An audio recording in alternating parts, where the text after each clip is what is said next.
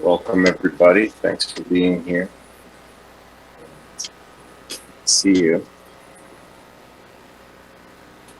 We have a couple of things with this work session this evening. It's a work session and special meeting. The special meeting portion does fit into our work session activities, but it seems like it's worth pointing that out.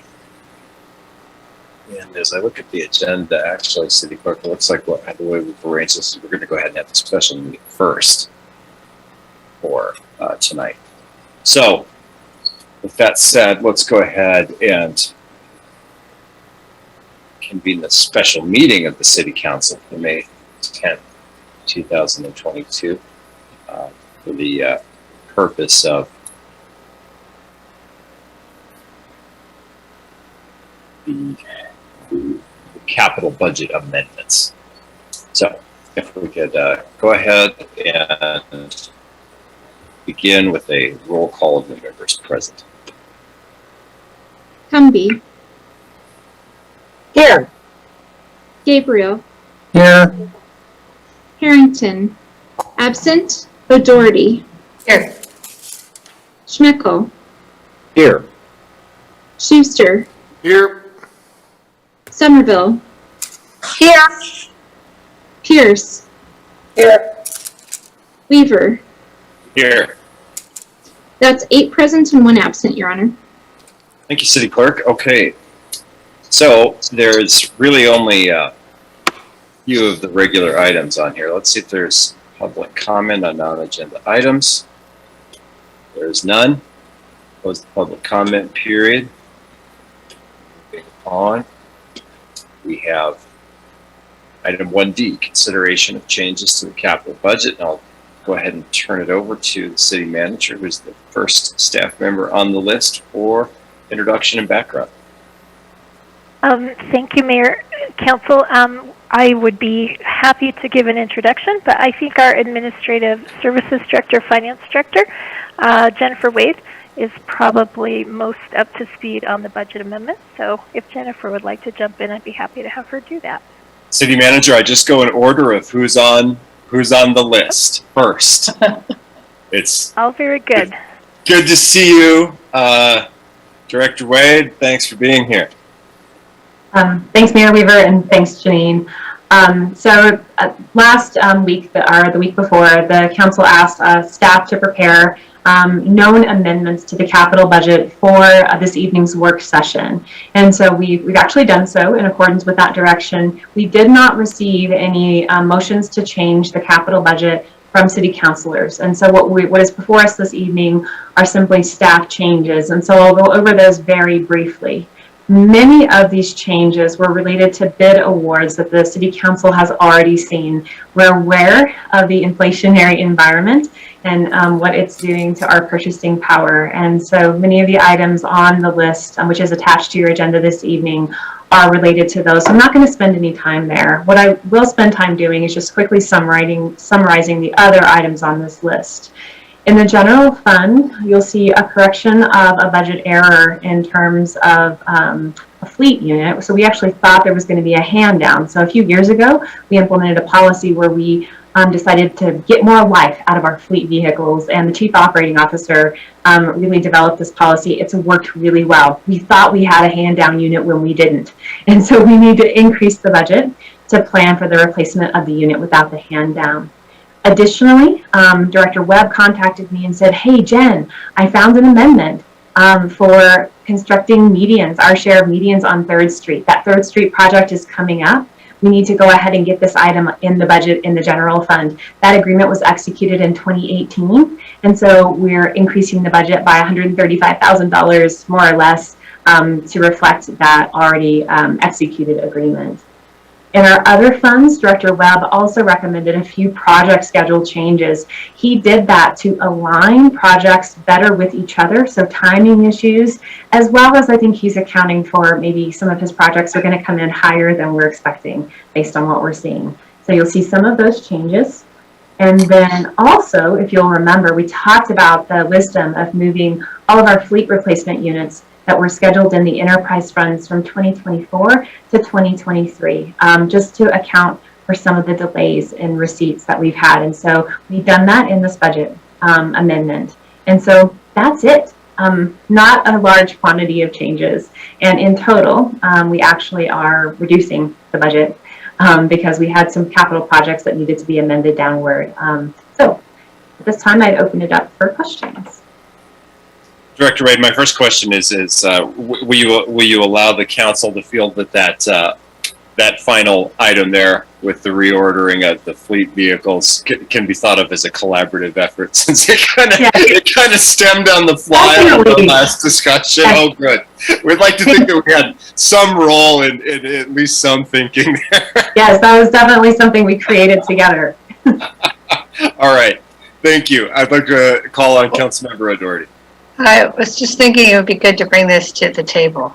So I move to approve the city manager's recommendations for changes to the fiscal year 2023 to fiscal year 2024 capital budget, reducing the fiscal year 2023 recommended budget by $972,780 and the fiscal year 2024 recommended budget by $1,197,195. Second. A motion stemming from an absolutely correct idea of adhering to procedural standards. Thank you, Councilmember O'Doherty, and a second from Councilmember Schmeckel. Director Wade, I see you're back with us. Did you have some more information for us? Okay, good. Well, probably hang out just in case there's questions. Although I think you gave a pretty good rundown, and I hope this is at least somewhat fresh in our minds. Unbelievably, I still remember a lot of that discussion as well. So, do we have any further questions, inquiries, or discussion about this? Pretty straightforward as far as it goes. I'm not really surprised that we didn't have any amendments coming forward on the capital program, frankly. I think people feel like we're in an environment where we need to kind of hew pretty close to what we are planning on and what we have already started planning on. Why don't we see council members well, just because we have to, because it's on the agenda, if there's public comment on this. There is not. Let's close the public comment period, go back to the council one more time for any discussion or questions on this, or the staff for any further information on this. We really appreciate this package. We appreciate the succinct summary that you've provided us. It all makes sense. We recall it from previous council meetings, work sessions. Seeing no other further discussion, I'll call on the city clerk for a roll call vote on the motion. Humby, Yes. Gabriel, Yes. Harrington, absent, O'Doherty, Yes. Schmeckel, Yes. Schuster, Yes. Somerville, Yes. Pierce, Yes. Weaver. Yes. That's 8 yeses, 0 noes, and 1 absent, Your Honor. Thank you, City Clerk. Thank you, Council. That motion carries. So that will bring us to the next spot on our agenda, council members, which is to adjourn the special meeting. Now that we've taken the official vote on the budget amendment action, we'll adjourn the special meeting and convene the work session. We'll go ahead and open the work session for May 10th, 2022, budget work session. Thank you all for being here. And we'll see if there are public comments on non-agenda items. There are not. We will close the public comment period and get into the work session discussion. And I don't know who's going to speak with us first, but first on my list is City Manager Jordan. Hi, good evening, Council, and I will lead the discussion tonight for our budget work session. Just to orient you to the workbook that we're looking at this evening, we are in the operating and maintenance budget. That's the newest workbook that you've received just, I think, about 10 days ago. It's available on the City of Laramie website as well if the public would like to follow along. And with that, I'd like to direct your attention to what is considered page 4 of that document. This is a letter that you've seen previously as we've talked about the capital part of our budget last month. But this is the transmittal letter from myself to you and to the community describing some of the highlights of the budget. You'll note that, as I said, we have already had a number of work sessions, to look at the capital, fleet, and major equipment portion of our budget. And tonight we'll be focusing down on just day-to-day operations as the last part of our budget review work sessions. Probably the most notable thing that I would draw your attention to as we begin our discussion of operations and maintenance in our governmental funds is that we are experiencing, as you just heard from Jennifer, inflation like the rest of the world, and that is affecting not only the cost that we're paying for materials and supplies and utilities and those sorts of things, but also pressure in terms of higher labor costs and a little bit of difficulty, or not difficulty, but at least challenges with recruiting and retaining staff. And I'll talk more about that as we move forward. But for my part, I believe that is kind of the highlight of what we are recommending to you for the operation and maintenance budgets for the upcoming 2 fiscal years, or the fiscal biennium. If you would like to scroll forward to page 19 of your budget document. And for the city clerk, Nancy, if you would like to project these pages so that the public can follow along, I imagine they'd probably be very appreciative of your help. So we're going to start on page 19, and Council, I did circulate an agenda for tonight, which has page number references for you, but I will try to make references throughout the presentation just to help everybody follow along as well. On this page, and just so you know, there are hundreds of pages, Council, which you are well aware of. The public may or may not be, but I'm not going to obviously focus on all of these pages in every bit of detail. What I do intend to do is kind of give you a quick overview of the general fund, which is what we're going to focus on this evening, and then we will move to department heads to talk about their supplemental requests or their one-time or ongoing additional requests beyond what was considered sort of the base budget in the previous biennium. So starting with some broad-based highlights, if you look at the chart on this page 19, you'll see that of all of our governmental funds, the general fund that we're going to look at tonight is about 72% of the total appropriation within your governmental funds. And those are the funds that really are largely funded through public or tax sources. The general fund is, as you see there, about 72% in blue, and really represents the lion's share of the work that the city does and the services it provides to support our community. $79.8 million for the biennium for both years. If you scroll to page 20, I'd also like to look at the table at the top of that page there. A lot of the revenue that supports the general fund, of course, is coming from sales tax.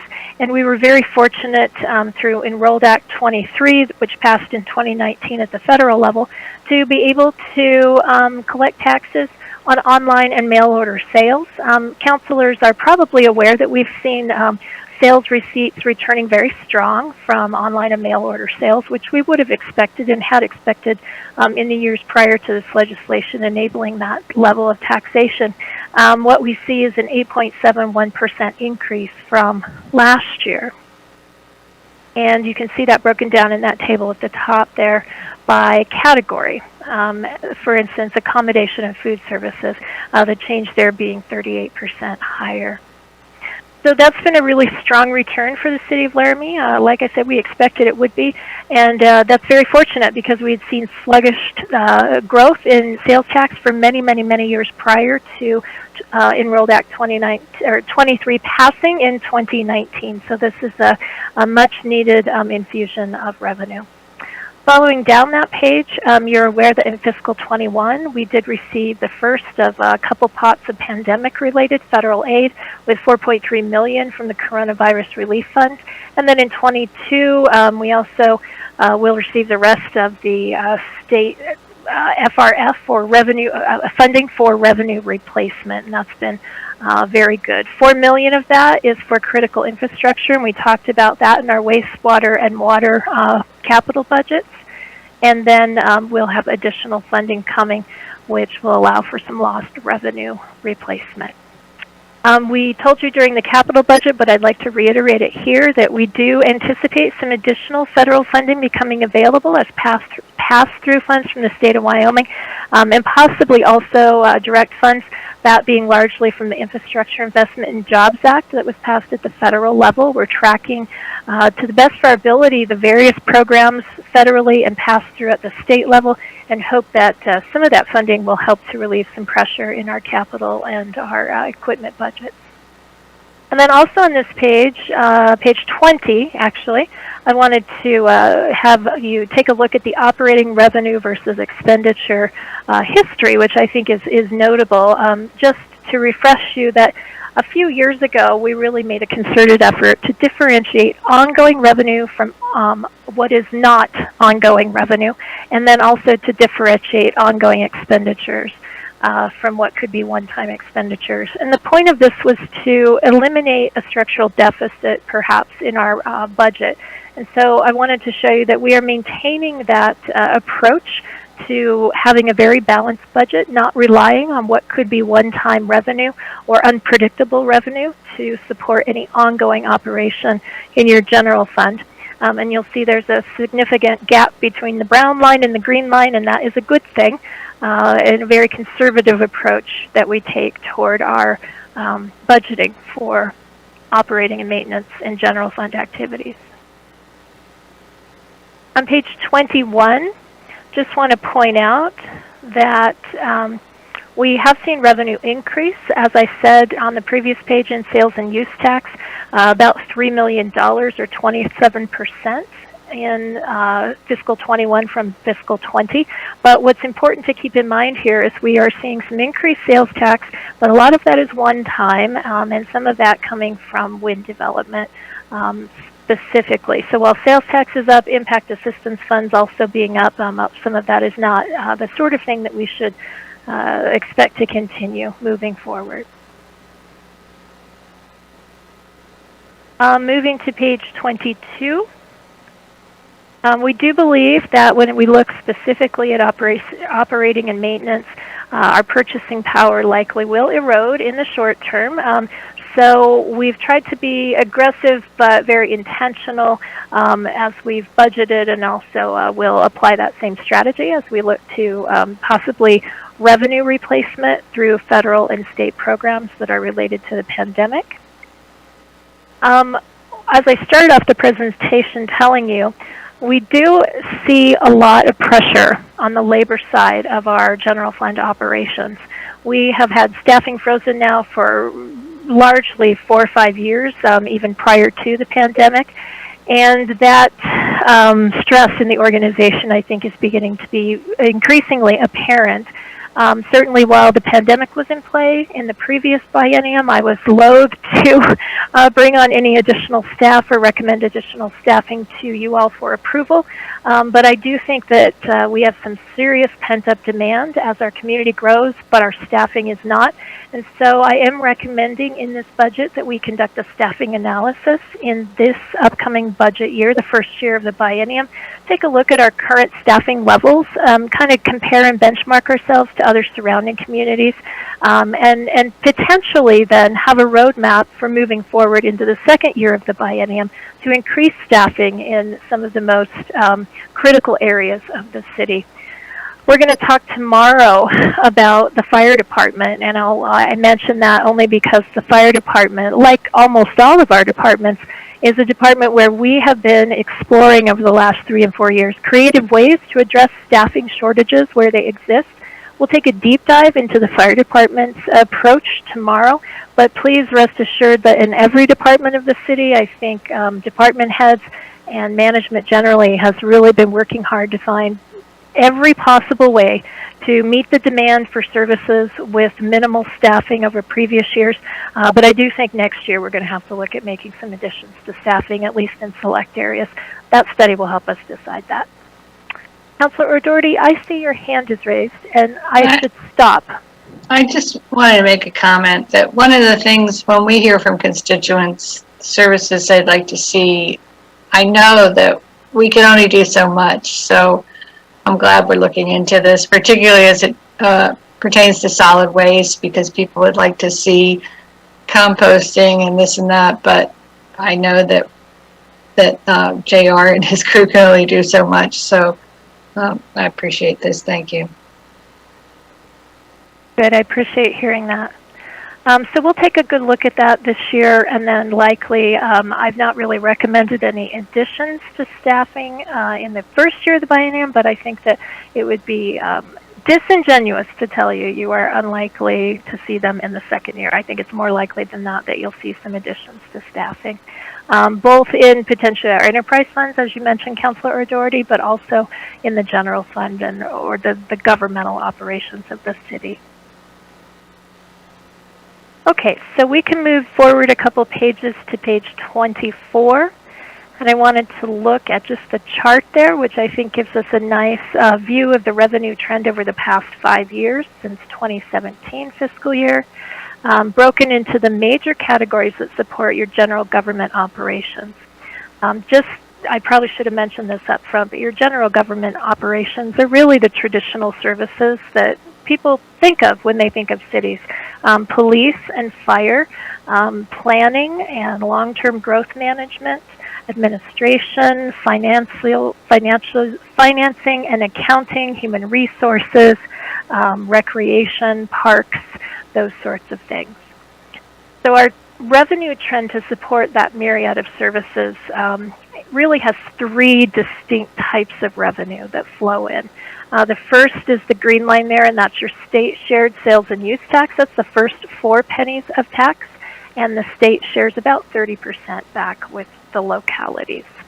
Then the red line is your local general option tax. This is our 5th penny. We can use it for general purposes like policing or fire or EMS or recreation or parks. And that is approved by the voters every 5 years. As you know, it's up for renewal by the voters in calendar year 2022. And then last but not least, the direct distribution. I think that line is sort of a different shade of green or gray. And the direct distribution is really just a cash payment that the state makes to cities in lieu of giving those cities the discretion at the local level to generate their own revenue, which, as you know, is capped by state statute. And so with local governments and cities particularly not being allowed the discretion for the governing body to impose taxes, the state then makes this direct distribution or cash payment through legislative action every year.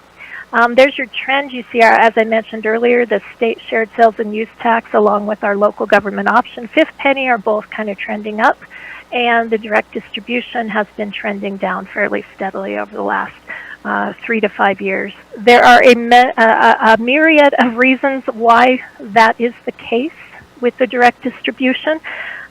We can talk about that if you'd like to tonight, but it's certainly something that is very complex and would take some time to unpack. I see another question. So this again reflects the one-time revenue. This, because it looks pretty good for this year, but that's also stuff that's one time, right? I can't remember what the axes were in the last graph, but we can't count on this next year necessarily, is what I'm asking. Yeah, that's a great question, Councilor O'Doherty, through you, Mayor. And I want to make sure you're referring to the direct distribution, right? Yes. The way that we treat this is we do not count on it. We certainly don't count on it to remain stable in terms of the amount that is shared, or the fact that it might even be shared at all. We've been very fortunate that the legislature has funded the direct distribution for decades, but we've certainly seen in recent years indications that they may discontinue the direct distribution or make severe cuts to it. And so we do try to treat it very delicately. I'll be candid with you though, Council. If the direct distribution were eliminated, it would have an absolutely debilitating effect on our ability to provide basic services. And maybe the next page will demonstrate why that is the case for Laramie, more so than it is probably the case for many other communities in the state. So if we look down to page 25, you saw of the three major revenues that support just regular government operations, two of those three were sales tax, the third being that direct distribution. So when you look on page 25 there, you'll see just kind of a snapshot of how strong sales tax is as a revenue source around the state by county. And you'll see there are regional disparities and county-level disparities in the relative strength of sales tax as a funding source for government operations. Albany County, our county, we collect $258.33 per capita, and this is based on your 2020 census for the annual report or the revenue in 2021. You can see that doesn't stack up as a very strong source of revenue when you compare it to the communities at the bottom of that table, such as, I'll take Sweetwater County, where they are able to collect $398.94 per citizen. So when you remember that two of our three major revenue sources are sales tax based and the strength of those being very weak, direct distribution, frankly, if it went away, would have a devastating effect on municipal services in our community. Councilor Mayor, can I ask another question? So, again, I probably ask you this every time we do this, but so that distribution, so that we're talking about the table on the right column right now. With the blue heading. And so it doesn't have anything to do with how much revenue is collected in our county. It's how many people the census thinks live in our county, right? How that's distributed. Actually, so, and I think it's described a little bit right below the table there, but this is actual collections divided by population. Right, thank you.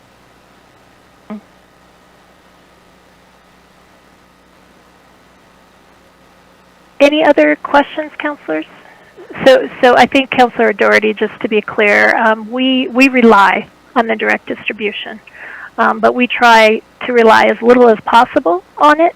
But the truth is, with that coming in at between $4 and $5 million, when you take, if we were to have to extract $4 or $5 million from a $29 million general fund, I think the math is pretty clear that it would be debilitating. City Manager, I have a couple of questions in this area. So I really appreciate how you illustrated that last point for us. But I want to also sort of dig into this other piece of this conversation briefly. So we received the direct distribution funding from the state. All communities do. There's also funding that is distributed through the hardship or supplemental allocation for revenue challenged communities, or whatever they're going to call it next year. And I think it's safe to say that, of course, if direct distribution is no longer something we can plan for, that pool of money wouldn't be either. Now, it's not as significant, but that's another funding source that would also probably not exist. I really wonder, and I don't know how seriously, I hate to put it that way, I don't know how concerned the council should be in the next several budget cycles about the elimination of direct distribution.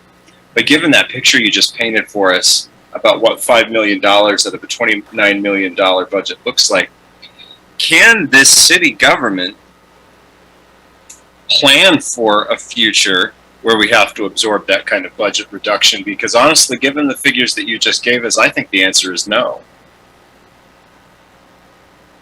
You know, this, yeah, sorry, go ahead, Mayor. I didn't mean even a 50% reduction, you know, I suppose that might be more in the realm of what is possible, but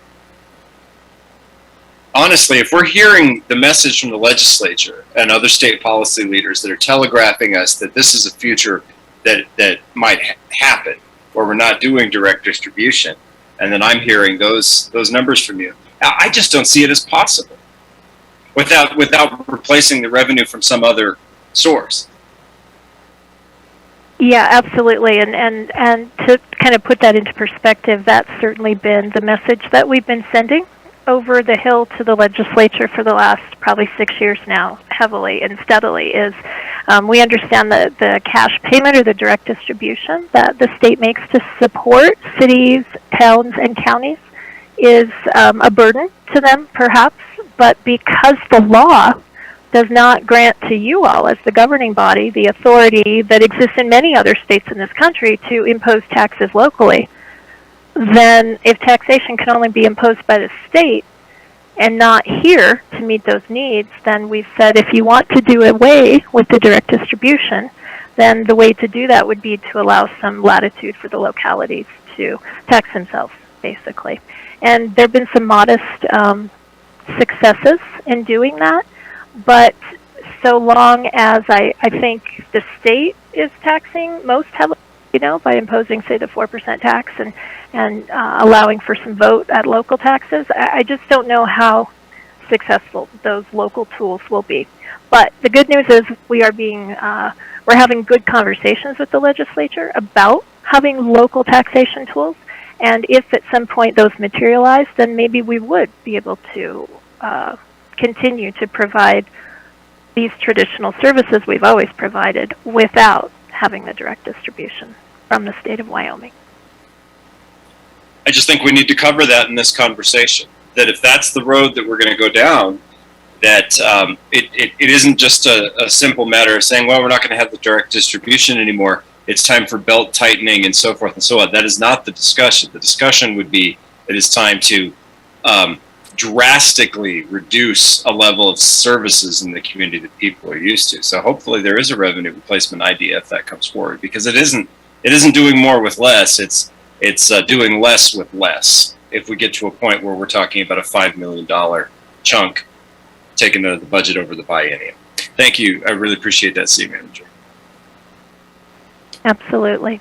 Council, on that page that you're looking at right now, right above that table, there is it's page 27, there is a lengthy discussion of the various changes to the direct distribution formula that have occurred over the last number of years. And I think what's important to note is that each of these little changes that have occurred that are lined out for you there have really eroded the amount of direct distribution that this community receives for a variety of reasons. And so I said that if we were going to unpack it, it would take a lot of time, but if you're really curious about it, you can read through the preamble paragraphs there, and I think that'll give you a good background, and we could certainly talk about it more in the future if you'd like to.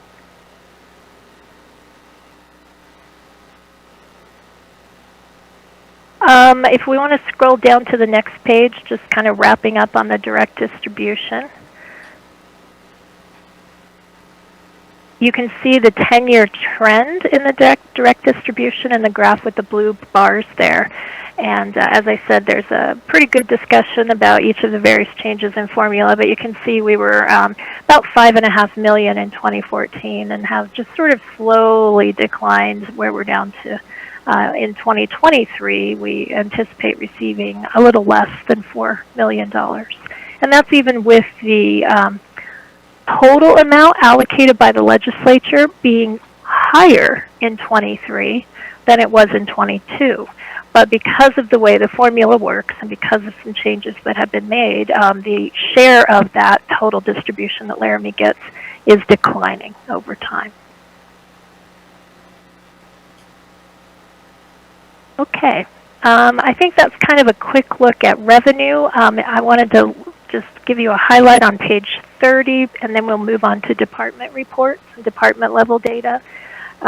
We are, as a part of general fund, fortunate to have been given a tool, Mayor, by the legislature under Title 16 of the Wyoming State Statutes that will allow us, as of 2020 legislative session, to maybe raise some additional revenue to support storm drainage utility here in Laramie.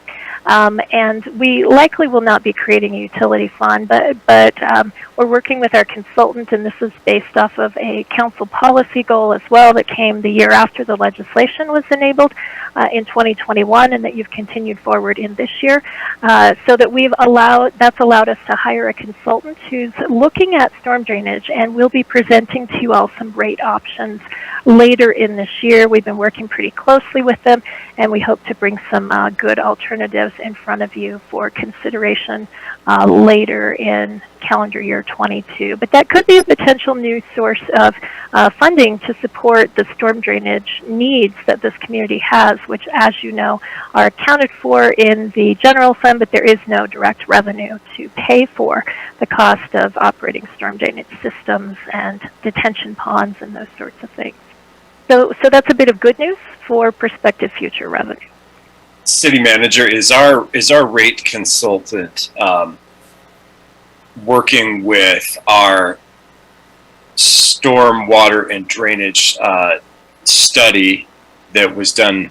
I can't quite. It's relatively recently, city manager. I think it might have been in 2015, possibly as late as 2016, to sort of look at those needs holistically, so that when we're actually talking about adopting a rate, we're looking at something that's going to work towards tackling that whole city problem. Because I know we have a couple of areas that are very deficient in terms of investments that we need to make for that. So I'm just curious.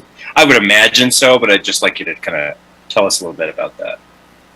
Absolutely, and if the city engineer wants to weigh in, Eric, you can certainly turn your camera on. But Mayor, your recollection is correct. We have done extensive studies to understand our storm drainage system in all areas of the city, and I think this has been a really long, ongoing project, so I'm crossing my fingers. I think this year we may actually be able to conclude the comprehensive storm drainage plan that rolls all of this data together for the various sort of basins. And we will use that data to understand the total future cost and need that we have in maintaining that system as we work with the rate consultant to figure out what a reasonable rate would be. And I see Eric did turn his camera on. So hi, City Engineer Japp, if you would like to add something, please do. Yeah, please. Yes. Your Honorable Mayor, actually our consultant that is doing the citywide master study, which we should be completed here in the next few weeks actually, and is actually the same that is doing our rate study. So actually when we went out for an RFQ years ago, that was all kind of combined into the RFQ. So we've kind of been doing this in phases over the last several years. And so, like I said, the one that's doing he did the Wood is the consultant. They did the South Laramie study, and then they combined to do the master study, which combined the West and kind of updated it with the North and the South. And then they were hired to do the feasibility study. And then actually next week we'll be appearing before council to do our drainage criteria manual and stormwater regulations, which is actually the same consultant that's doing that. And on top of that, Wood has been helping us with some development review with their expertise, and so they're really well prepared to set up with that, and also assist us with some floodplain. So they're really a great drainage guru for helping the city out, and have been very beneficial and really understand our system. So we have a good consultant for that can help us out to determine the best route forward for the city. Thank you, City Engineer. It's interesting. A lot of budget topics, at least over the last couple of meetings, are aligning very closely with soon to be taken action or future meetings with the council this time around, which is really interesting. And I think what I was referencing, city council members, when I was talking about something from 2015 or 2016, I think it might have just been an initial part of that, but I recall it was an assessment. And I think it outlines some really critical areas. And unfortunately, I don't have to tell you, council members, there's more than one or two. So I think it's going to be good to get started on this, and at least we have those funding tools, because we all know that there's issues on the north side that we're trying to deal with. There are some obviously in West Laramie, and there's some others. So it's just going to be It's going to be critical. And I also like the idea of getting that in place because it's also a discussion that drives a lot of the conversation and policy questions that the council sometimes faces when we're talking about new development, which we're all interested in bringing in here. But of course, those infrastructure pieces are also a big element of that. Yes, it drives costs. Yes, you cannot ignore it at all because we've seen what happens when we just sort of piecemeal development projects, not pointing the finger at anyone. It's just that's the history of it. All of a sudden, you have serious drainage problems. So anyway, thank you very much. I really appreciate that detail, and I'm looking forward to hearing more about that in the very near future. Absolutely, yeah. Things are dovetailing nicely for some reason, timing-wise this year, and that's great news that Eric has that they'll be wrapping up in a few weeks. It's been a really long and arduous process, but it's going to be so useful to the city to have that data all wrapped up, and as the first phase, it will allow us to take a look at maybe stormwater revenue to help pay for these costs going forward, so that's really great. With that, Council, that's kind of the introductory material, the high points of it at least. I did want to then move to really looking at the expenditure side of things. So if you had any questions related to revenue, now would be a good time. And then we can move on to expenditure.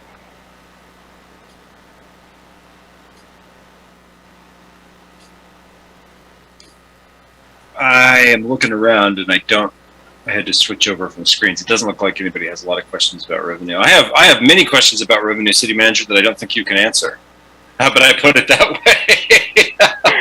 Are you saying I'm going to need my crystal ball out for your question? No, I think we all do. We already touched on some of it earlier, and I appreciate your trying your best. Very good. All right. So I will move to expenditure. So we're going to go to page 35 in your booklet. And this is a chart that covers 2 pages that really shows you a year worth of history of the general fund for every department and in total. And so just moving from kind of left to right down the columns, you'll see the type of expenditure or the department or division of the city in the leftmost column. Then you'll see the actual expenditure for fiscal 2020. Then you'll see the actual expenditure for fiscal 21. You'll see a year-to-date actual as of the date the budget book was printed just a few weeks ago on April 13th. And then you'll see the budget for 2022. So you can compare it to that roughly 3/4 year actual in the previous column. And then in the right 2 most columns, you'll see the budget that is being recommended for fiscal year 23 and for fiscal 24. In total, if you look to the next page, you'll see the fiscal 23 total general fund budget is $44,496,973. And in fiscal 24, the total recommended budget is $35,312,810. There's a nice pie chart there that shows you how those numbers break down. And remember that those numbers do include what we would consider rebudgeted expenses, which are sometimes expenses that were actually budgeted for in this current fiscal year, but that we think will carry over because the project wasn't completed or the purchase wasn't made, and so they are rebudgeted into fiscal 23. For the biennium, you can see the expenditures by department with really police in green and fire in yellow, being almost half usually in any given year of our general fund expenditure. And I always like to point out that police includes not only traditional policing services, but also encompasses the Laramie Area Records and Communications Center, which is dispatch and records. It also encompasses animal control. So there are some kind of non-policey type things in there, things that people don't often consider traditional policing. And then in fire, I like to point out as well that that includes our emergency medical services, ambulances as well. Then probably the next largest department every year is Public Works. This year it rounds out at about 15% of the total general fund expenditure. Remember, this is only operations and maintenance. If you were going to add in capital construction, Public Works would far outshine police and fire. in spending money for water and sewer and streets and stormwater. But as a just administrative operation, they're fairly small in size. And then to the next page, you can see the actual and the budget trend history for our expenditures by type. While we have last month covered our capital construction budget, I worry sometimes this is a little confusing, but you'll see the green, the top of the charts there is capital projects and equipment. There are some smaller projects that you'll see within this operating budget. And then we have the other operating expenditures, which are typically material supplies, utilities, other kinds of overhead expenses that are non-personnel in nature, and then personnel, labor, costs, which would be wages and benefits, is in blue. We are a human capital intensive operation in the general fund because this is where we account for the people that do the work and not for the actual work that gets done in like building things and replacing infrastructure. And so the blue personnel category is really the lion's share in most of your departments of the expense and general fund. Some of the reason for that, and you would call this from your capital construction work sessions, is that we do budget more intensely in the capital construction fund for those ongoing multi-year capital projects. If you were to roll all of our expenses up for all governmental funds, capital would still outshine personnel as our largest single expense and largest single expenditure here at the City of Laramie. And then lastly on that page, speaking of personnel and the fact that we've really had staffing levels frozen or declining over the last 5 to 6 years, you'll see that fiscal 22, which of course is our current year, we have 209 authorized FTEs by the council, and I'm recommending that those hold steady through the biennium. The caveat being we will study this in 23 and we may come back in 24 looking for some additional staffing resources. I can tell you, although you don't see that history here, if we were to go back to 2017, those numbers have stayed largely stable for a number of years. And if you think back to the workforce report that you received in a work session with HR and myself, I think in December or January, that would be a place where you could look to validate those previous years' full-time equivalent authorizations for the city. So that's a big picture look at the general fund, and then if we go down to page 37, or excuse me, to page 38, we can start to look at the additional budget that I'm recommending for this upcoming biennium. And this is where we're going to invite our department heads to jump in here with us. We're going to start off with administration and general government, and so I'll kind of start there because the city manager's office falls within that section, and then I will pass it off to other department heads. So as you look at these operating supplemental requests or recommendations from the city manager, in the right-hand column, we denote for you if these are one-time, meaning a one-year request, or if they're ongoing, meaning we're asking for an actual ongoing increase to the budget. So starting with the fourth section down there, you'll see City Manager's Office. We are looking for a one-time increase of $16,901 for an agreement with the university to provide a student intern that we formerly had budgeted in our part-time wages. And so we're just recommending that that money be moved out of the part-time budget and into the other budget for professional and consulting for support of a student. Just to give you an example, that's a minor issue, obviously, and it's not really an increase overall, but that's how you would read that as the department heads walk you through their various requests. I'll let the city clerk talk about her two items, but before I turn it over to her, I'm going to jump down to what says general accounts there.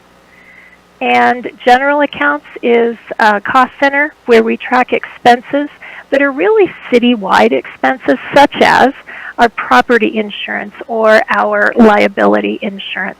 And there are a number of supplementals being recommended in that citywide general accounts budget that is administered by my office in consultation with the Chief Operating Officer and frankly many other department heads depending on the expenditure. Most of these are ongoing changes. I mentioned warm liability coverage and warm property coverage. You'll see there's a recommended ongoing increase there. We're also looking for one-time support in professional and consulting to allow us to complete that staffing and compensation study that I mentioned to you a couple times already. And then a couple other economic development initiatives, retail consultants, that sort of thing. This is where we would budget for those one-time assistance from outside groups. Then under public information, I'm recommending an ongoing addition for Zen City. That's the group that we are consulting with or contracting with now, excuse me, to conduct our community survey and to assist us with public outreach. We are, as I told you guys a few weeks ago, we're measuring the success of Zen City this year, and if we feel it is successful, we'll continue it with this request. If we feel it is not successful, we may not continue it, but to be proactive, have requested that in the budget. And then scrolling just to finish out general accounts to the next page, there are 3 items there. We have an unallocated reserve that allows us to have a placeholder for potential changes in our fee-for-service agreements with our partners, which is LCBA, Laramie Main Street, and also the airport. And then we are asking to rebudget some funds that the council had previously approved for the Laramie Soccer Club to have irrigation at their fields that are south of town near the Albany County Fairgrounds. And then the last item in general accounts is a recommendation for funding to support the fire pensione employer assessment that was mandated in the legislative session in Senate File 39. We have been ordered, I guess, I can't think of the right word, we've been legally mandated, there we are, to make a payment to the state for 20 years for $20 million, and so this is our $150,000 per year payment that we must now budget for to help make fire pensione whole and solvent. Just for quick history, counselors, the city has no active personnel participating in fire pensione. All of the folks whom the city may have had participating in that pension are retired and are drawing from this fund. None currently work for the city. So that kind of wraps out general accounts and things under the city manager's office section of the budget. If you have any questions for me, I'm happy to take those. And if not, I'll let the clerk jump in, and then subsequent to that, we will have other administrative folks weigh in. Sounds good. Maybe we should jump back to that. Well, I'm sure the city clerk is doing that, but we'll jump back to that page so that we know what's going on.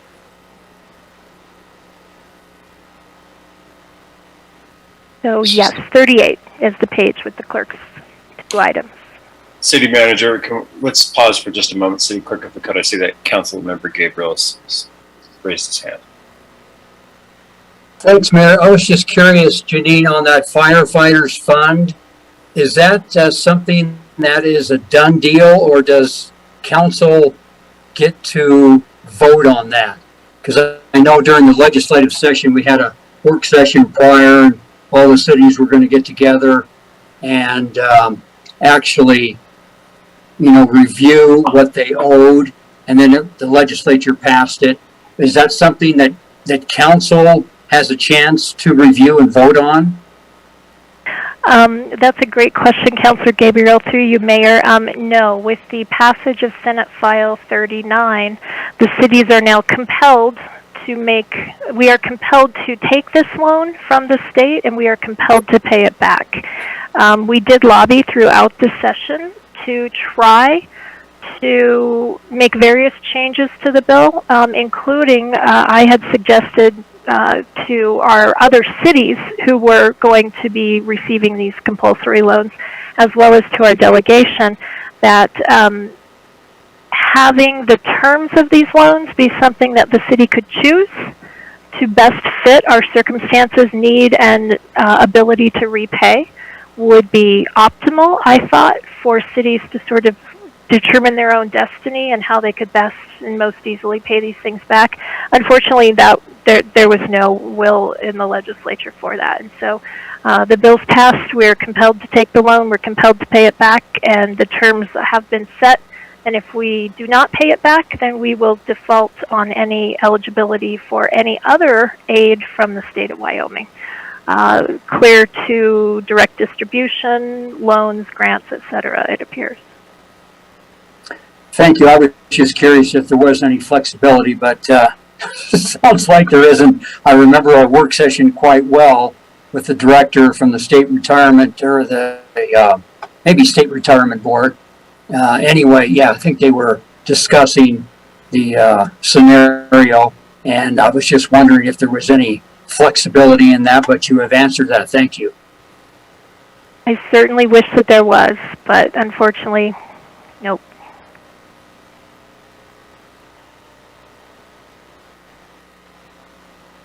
Okay, thank you, City Manager. Thank you, Councilmember Gabriel. City Clerk, you were going to talk to us about these items here. Thank you, Mayor and Council. The two items that came from the City Clerk's office, the first one was elections related. In Wyoming state statute, it does require that the city pay the county for our portion of the elections, as the county is responsible for conducting the elections. So we have the fifth penny on the ballot in November, as well as our 4 city council seats. The second item that we requested money for was DocuSign. During COVID, it became clear that we needed a way to still sign documents internally to be able to get items moved forward, whether it was agreements and contracts or internal time off requests. So we did implement DocuSign during COVID, and it has become a useful tool to get those signatures internally and externally, and so we have requested the $4,540 as an ongoing expense. And if you have any questions, Mayor, I'm happy to answer. Great. I can add a little bit to that, Council, which is that I know that some of our departments have been really excited about the ability to do this because it allows them to get some of this work done the same way they do a lot of the rest of their job, which is just to be able to send something and wait for somebody to get something back, and it just kind of speeds up the process. It's particularly useful with some of the more I don't know what to call it, routine types of agreements and contracts and things like that have a particularly fast turnaround time as well, like some of the stuff for our public works and some of the other bid items and things like that. And it's really nice to be able to get those done right away and get them back to people. So I think it's a good investment, and I think it's been well integrated into our paperwork. City Clerk, it doesn't look like there's a lot of questions about either of those things. I guess I would just ask about the $25,000 budget item allocated for the elections. Is that pretty well based on what we've seen those costs look like, or is that just kind of a ballpark figure? Is it going to be that much? Is it possible that it could be less? It could be less, Mayor. We did kind of ballpark this figure based off from previous elections. We never know what the cost of the printing and actually doing the elections is going to cost from one election to the next. Given that we have, two portions on this ballot versus just council seats, so it does differ a little bit between each election cycle. Right. Thank you very much, City Clerk, for your presentation on those two items. Makes sense. Okay. I don't see a lot of other questions. So, City Manager, take us to the next place. Thank you. And we'll just stay on this page, and we'll go back to the top of this chart and start there and work our way down.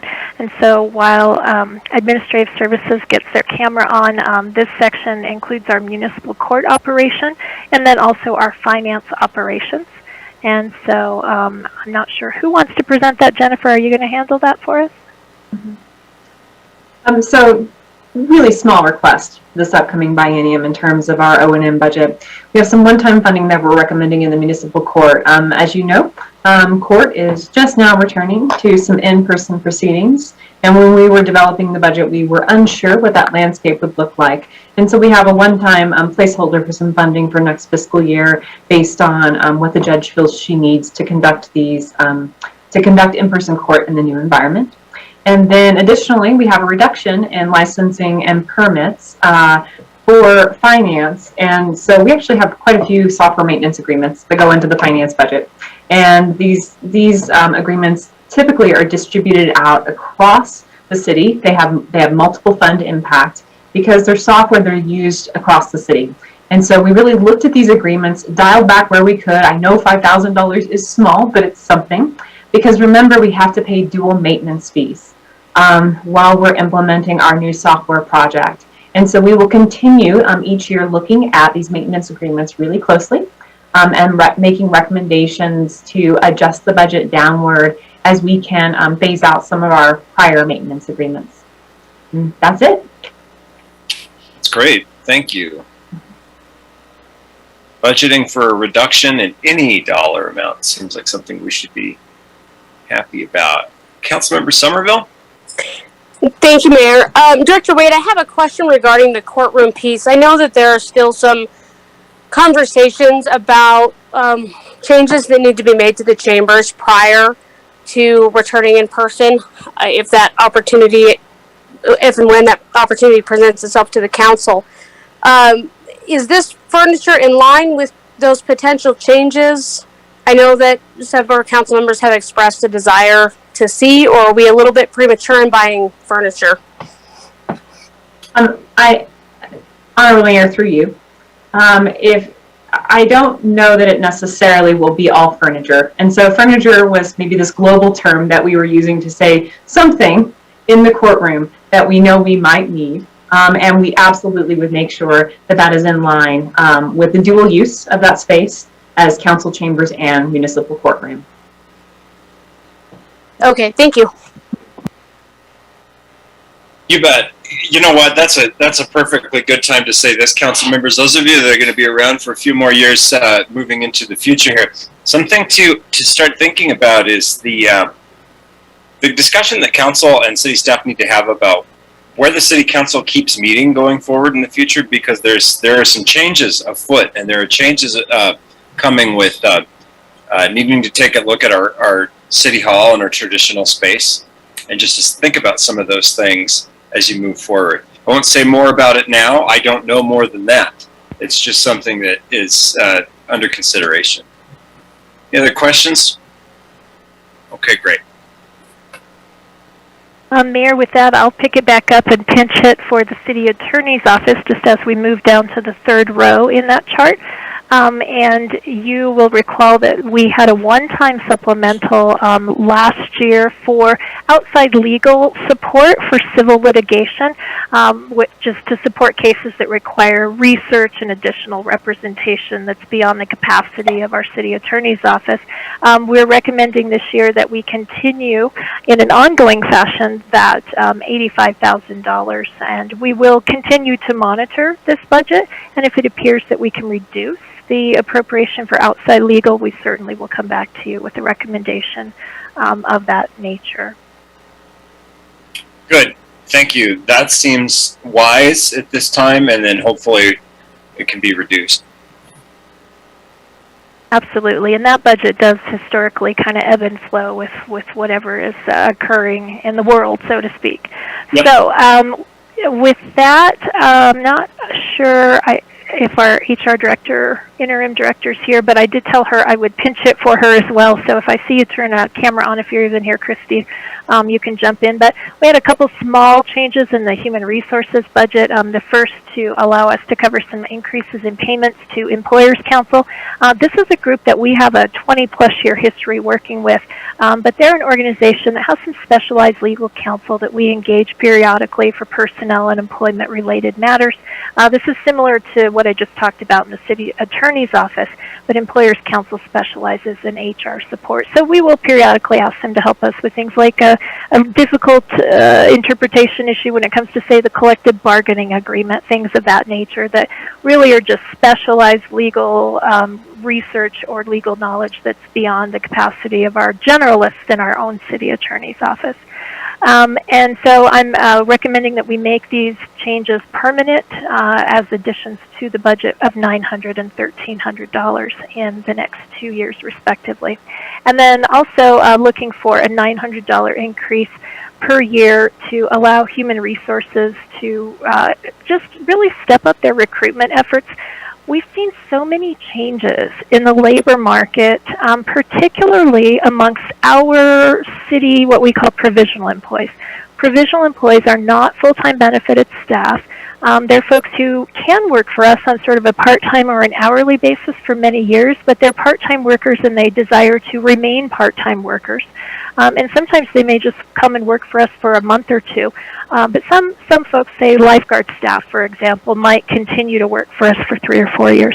The labor market changes that we've seen since the pandemic, and whether they have to do with the pandemic or not, I have no idea, but it is a really different world to be recruiting for those part-time provisional workers. We've had to step up what we pay, and we've had to change the way we recruit. And so this money will allow HR to participate in some different recruitment strategies, notably with the University of Wyoming, where we think we can better tap our student population who historically have been a really strong part of the city's part-time workforce. Interestingly, as we kind of scroll down to the next page, I'll share anecdotally with you all. We've been offering, over the last year in working with Christy, we've been offering what we call shadowing experiences as part of the recruitment fair activities that we have. It's been really interesting to see how excited, particularly high school and young college-age students are about possibly shadowing people here at the city for a day to just sort of gain an idea about, like, well, what do municipal governments do? And geez, maybe I think I'm interested in, say, street division work, but if they come and shadow, they can really make that choice or learn about opportunities that they really hadn't even thought about for either part-time employment, but also for careers. So it's been pretty cool to see us be able to show people parts of the workforce that they didn't know. And in some cases, we've had shadowing folks or interns who've actually chosen to follow paths toward a career in city government. So grow your own, I guess, is what we're doing. Mm-hmm. Makes sense. Sounds like a good idea. So the next section is, Nancy scrolled to us under the administrative section is planning. And I will is Derek here or Todd going to handle that? Let's see.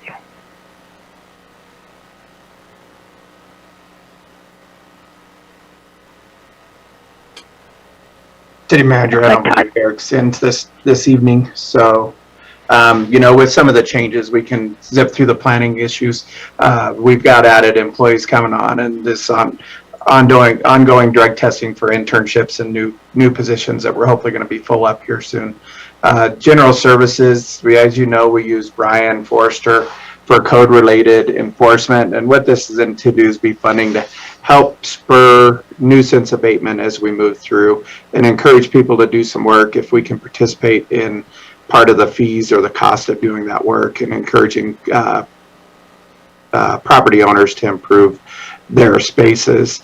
Again, we've got some more travel and non-local, that the cost of travel and non-local is going up, and training registrations for more staff positions that haven't been in the planning division for over 2 years now. Oops, I did have it wrong. We have the cooperative nuisance abatement, which is $5,000, and then the $3,000 that was mentioned before is when they aren't participating with us, and that $5,000 is intended to be part of what we do when we're encouraging people to work with us to get nuisance abated. Planning membership dues are going up a little bit. Code administration, software fees, for environmental health, that comes from the state of Wyoming through Cody Talbot, our environmental health specialist. And we just have an increase on our annual maintenance fees with the state of Wyoming that we have to account for. And then code administration has some office supplies and reference materials that we need to prepare for as we move forward. I'll be happy to answer any questions on those.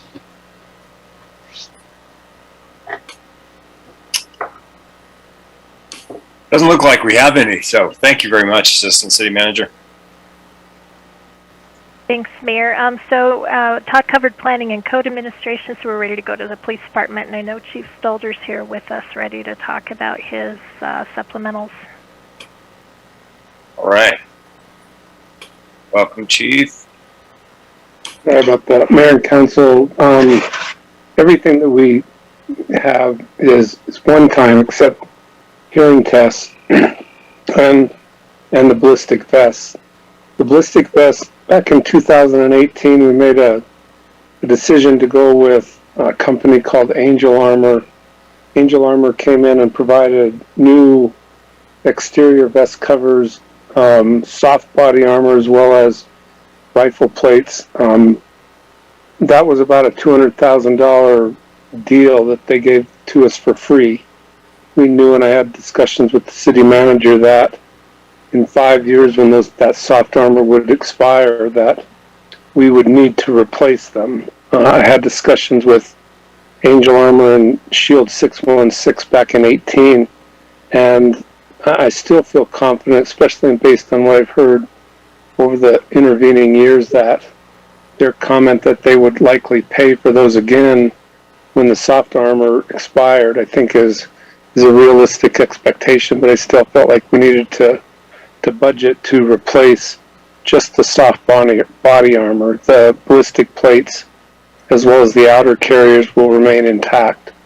It could be offset by the ballistic vest program, or BVP grant, which we receive on a yearly basis anywhere, and we'll make it again then.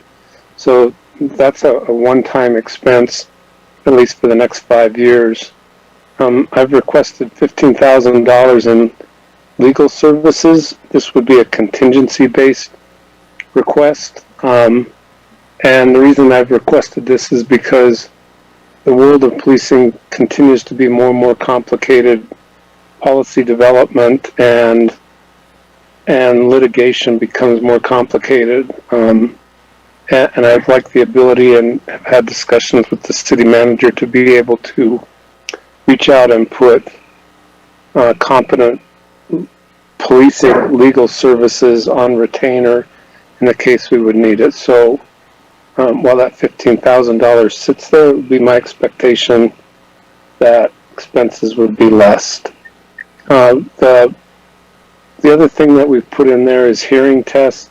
These were provided many years ago, and our officers had hearing tests as well as custom fitted hearing protection.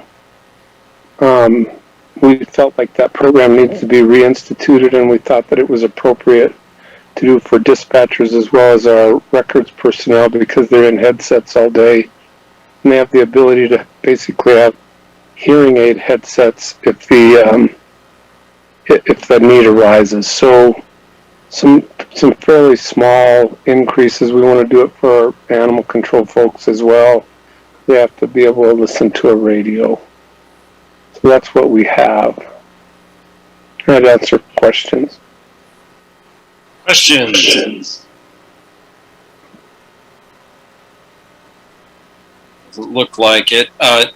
Chief, I have a question for you. Why does soft body armor expire? Mayor, that's a great question. All of the soft body armor expires after a 5-year period. It's ANSI certified, American Standards Institute certified for that 5-year period. We still believe that it could be viable, and we actually take that expired soft body armor and put it in vehicles for protection of officers or injured people out in the field. But we really don't have a choice except to replace it after that 5-year period. due to the expiration date on the equipment. So whether it's good or not after that 5-year period, I can't tell you. There's debate back and forth, but as long as there's an expiration date on it, we feel like we have to replace it in order to keep our guys safe and avoid liability. Thank you. I appreciate that. One more question for you about this body armor. The Angel Armor program that provides some grant funding, do they have a requirement that departments that participate in their program also participate in some of their other, I would call it more like social outreach oriented programs, or is that just something that folks are invited to do if they participate in those programs? You know, they often, I'm aware that they have some kind of workshops and sort of outreach efforts, and I don't know, I guess they probably encourage that, but I'd like to know whether or not it's strongly encouraged and impacts the ability of the department to get the grant. Mayor, to your question and council, Angel Armor is a private company, no different than other ballistic vest providers. In 2018, they partnered with a nonprofit by the name of Shield 616. And Shield 616 is a nonprofit that raises funds with the goal of supplying every police officer in the country with ballistic vests and rifle plates. So 616 was developed, that organization or that nonprofit was built by a police officer whose partner was killed in the line of duty down in Colorado Springs. And they came to the state of Wyoming and said, we have the money, working in conjunction with Angel Armor, we will outfit every officer in the state of Wyoming, which they have, with soft body armor as well as rifle plates and exterior vest carriers. 616 is still very, very active, and you know, depending on what channel you watch on TV, you will see their advertisements, and they're still very, very viable.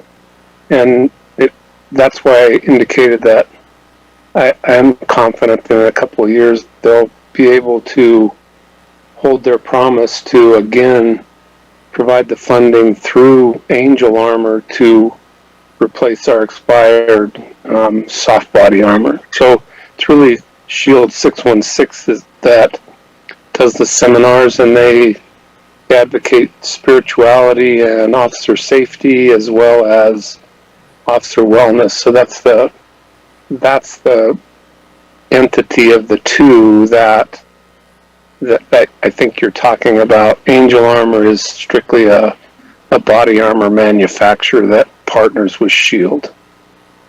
All right, so there aren't really any stipulations in participating in these programs to go to those workshops or anything like that? There is not. Good enough for me. No obligation. I appreciate that. Appreciate the answers to those questions, Chief Stalder. I don't know that much about body armor, so I need your help to help me understand. All right, any other questions? All right, thanks a lot. We really appreciate it. Mayor, we will move then to fire and EMS, and you'll note that is on page 40. The chief will join us to talk through these. There are many, but they are mostly small, minor kind of items, so I know the chief will focus on the more substantive of them since there are quite a few.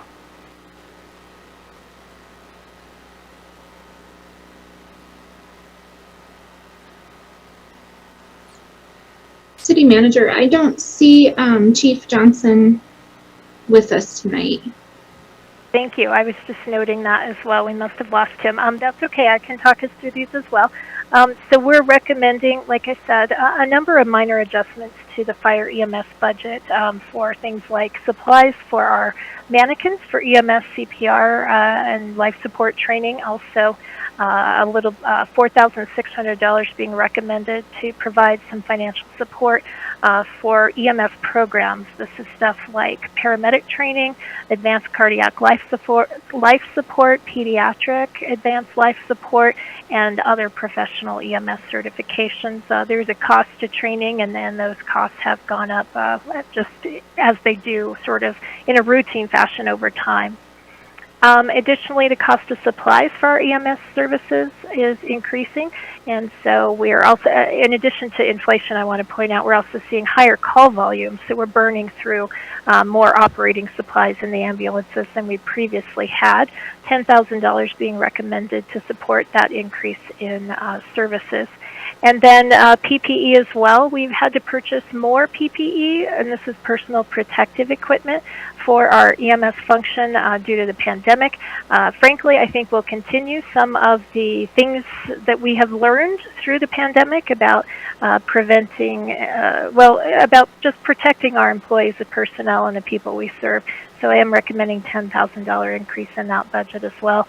I suspect inflation will require this in addition.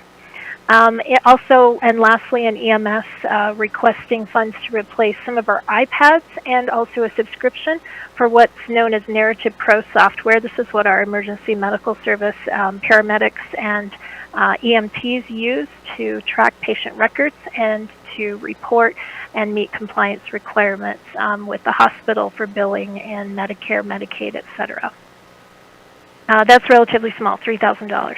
Then as we look at fire operations, there are two requests there that I'm forwarding on with recommendations for funding, one for $7,000 and one for $5,000. We do have some vehicle repairs, and those happen periodically and somewhat unexpectedly, and so we're seeing just an increase in the cost of maintaining vehicles and need to adjust this budget.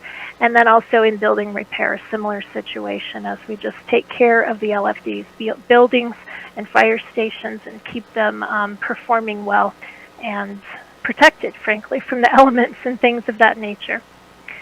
In fire in fire training, there are 6 or 7 recommendations for changes to budget. The first being for electric utility services. Let's see, this is, I was going to say, this is for a new fire training facility.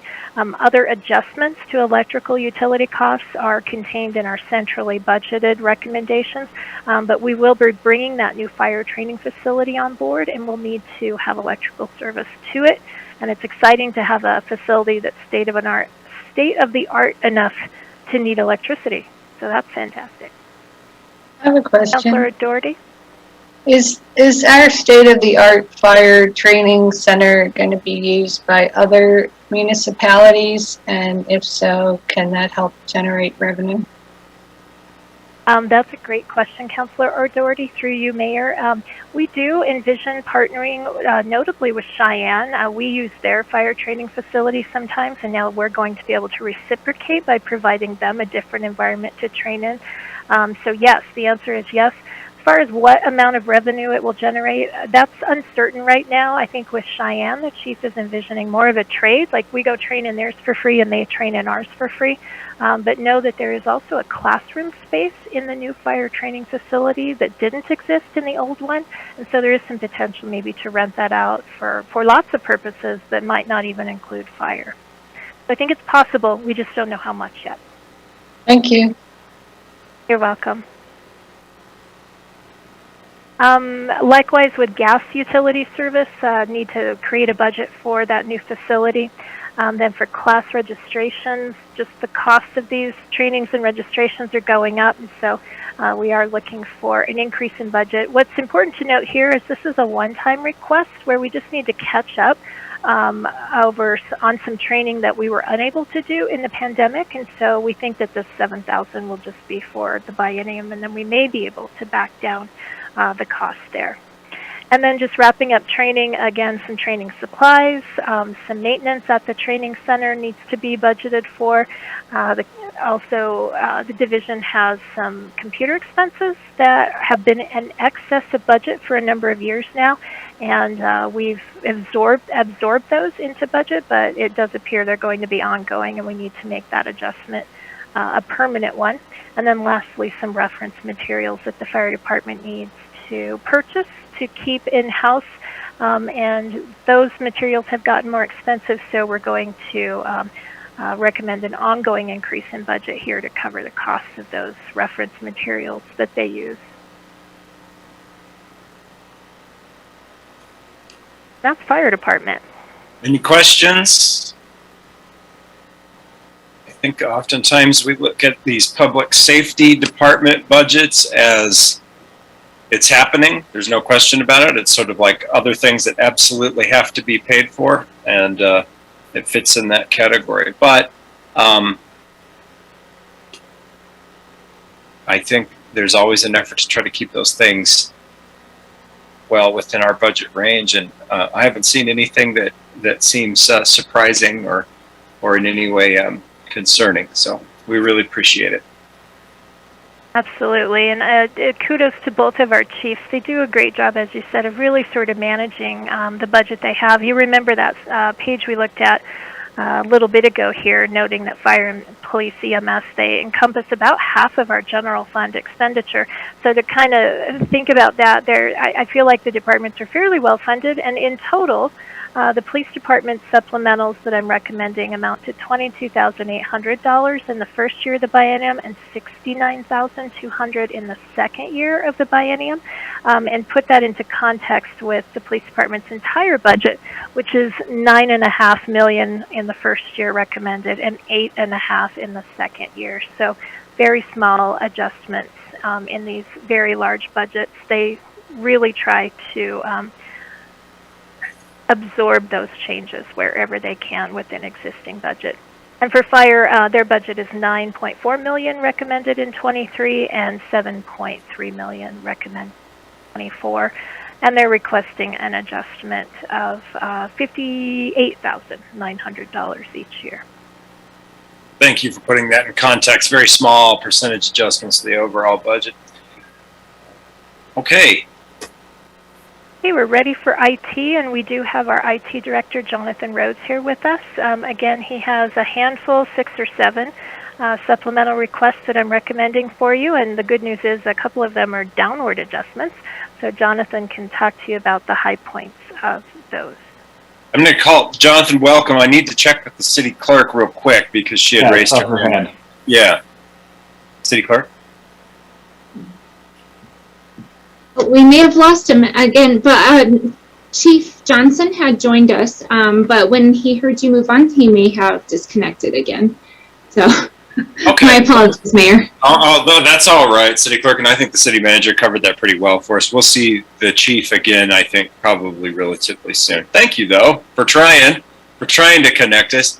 Appreciate it. Mr. Rhodes, it's good to see you. It's been a little while. Talk to us about the IT budget adjustments. Okay. The first one that we have is $8,500 for cell phone text message archiving. In order to meet public records requests, the way state statute is, we need to be capturing any city-owned phones. If a text message is sent, we need to be able to capture that. We can't rely on the end user to, do that. It's just safer to do that at the server level, if you will, and so there's money in there for that. A little bit more in the first year because there's some initial setup fees and then ongoing cost of $6,000. The next item is transferring money for software for GIS to the engineering division. We had a reorganization where GIS is now under engineering instead of under IT, and so the money for the software that GIS uses needs to follow them, and so that's what that transfer is. Maintenance has gone up for our phone system, and so we're requesting an extra $2,200 ongoing, just to keep maintenance on our phone systems. Should something happen, we can get parts in and get it replaced. The next item is really just kind of the next 2 items, kind of just like a cleanup. Traditionally, for our internet service, we've had the internet service budgeted under telephone. It was often the telephone company that provided internet service. To more accurately reflect those type of services, we're transferring $11,200, which is approximately what we pay for our primary and backup internet to a line item called broadband. So that more accurately reflects where that money is being spent. And then the next 3 items after that are additional funding specifically to and for broadband.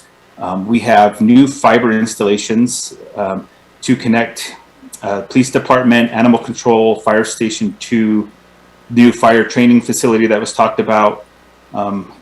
And then also in fiscal year 24 to try to connect the cemetery with fiber optic. This would be fiber connections between City Hall and these buildings. So there's 36,600 in the first year for that and 39,200 in the second year. The regulatory fees that the FCC charges for broadband lines have gone up, and so $600 covers the increased regulatory fees for the existing broadband items that we have.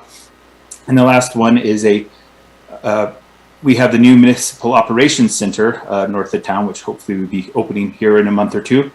And we have fiber optic to that, and so this would be covering the general fund portion of that fiber optic connection. Other portions of that connection will be covered by the enterprise funds. So a lot of broadband type stuff and fiber optic connections is those supplementals.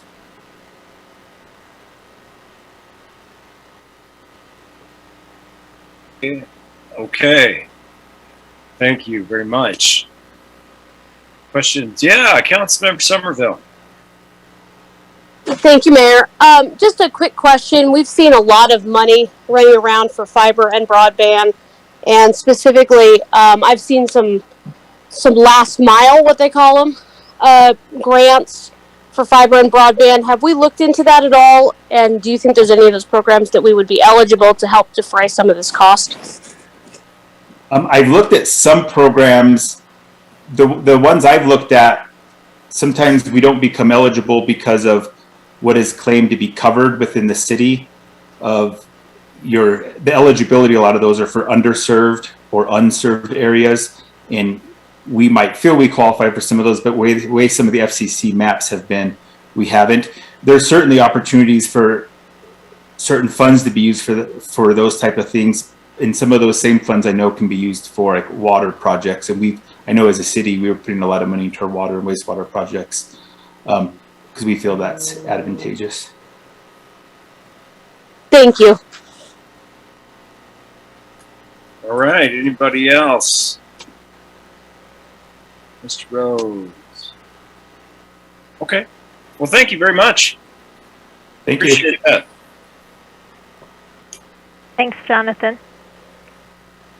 Mayor, our next section is Recreation and Ice and Event Center programs, and I do want to differentiate recreation in this context in the general fund are programs that we run, not recreation center operations. We're going to talk about those when we wrap up the general fund in a few minutes here. Todd? Thanks, Janine. As Janine indicated, this is what we call our 50-40 recreation, which is recreation activities that function basically outside of the recreation center. And for the most part, these are reductions. If you look down, rentals and leases, which is expenditures for consumed goods during rentals and leases that have gone down and been historically over budgeted. Local travel reduction, it's just consistently been over budgeted, can be reduced. Copying, as we've gone more digital, we've reduced the amount of paper and the cost of copying that we go through. NAES membership is kind of a new one for us. It's the National Alliance for Youth Sports. As we look to diversify our revenue and try to grow our youth sports allocation, we're going to try to get a couple staff members that are NAES certified. Athletic officials for looking to add $3,000 to try to draw athletic officials. This last year, for a whole men's basketball league, we had 3 athletic officials to try to cover it, and it was really a call of the fouls your own when you didn't have officials. Same thing for the youth program. It's just not a field that people are going into anymore, just strictly because of the abuse that people have taken from parents and spectators and players. Hasn't been able to really grow that section, and is hoping to do some enticement for refereeing services. The band concerts have been reduced as part due to the pandemic, and then in part by the number visitors or the number of members that are participating in the band at the time. Dr. Belzer is still running the band for us and does a fantastic job. They're planning their shows for this summer, but we're just seeing a little bit less participation, and we've been under budget in that one. The public information reduction, that's public information. What I've typically used that for is providing out information or using it to do passes or fees. We haven't had to do that. The other public information that you see below there is incentives for volunteer coaches, which we've had a good response on volunteer coaches, but whether it's a waive fee or a t-shirt or a plaque for the coaches, we want to be able to provide that. Recreation activity supplies, an increase there. And then we'll go on to the Ice and Events Center, which is our 5045.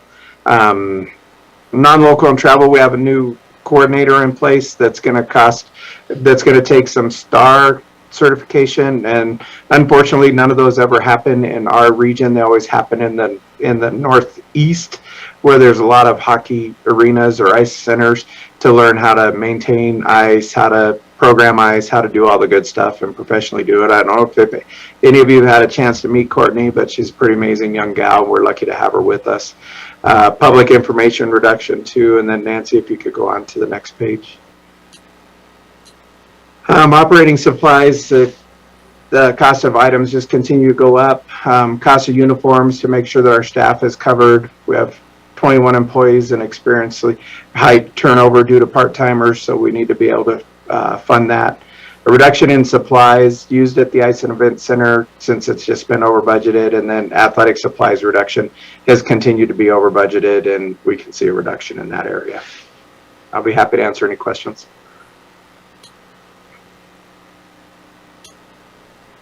Looking for questions. Some comment. Yep. This business about not being able to get referees is heartbreaking, and I think it speaks to the lack of civility in our society lately. And it's not a question for budget, but I sure would like to see some of our community groups address this, because to me that's insane that you can't get refs for kids' sports. Comment. Thank you. I agree with that comment. Nobody gets to tell anybody what to do, even the rules for sports. Councilmember Gabriel. Thanks, Mayor. Todd, just other than referees, employment-wise this summer, how are you looking at filling all of the spots?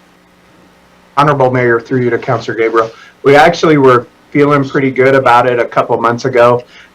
In these spots that are under these two items, the ice centers typically had good return on provisionals, and we've done a share of parks employees go to ice, and then ice employees go back to parks, and provided a good share.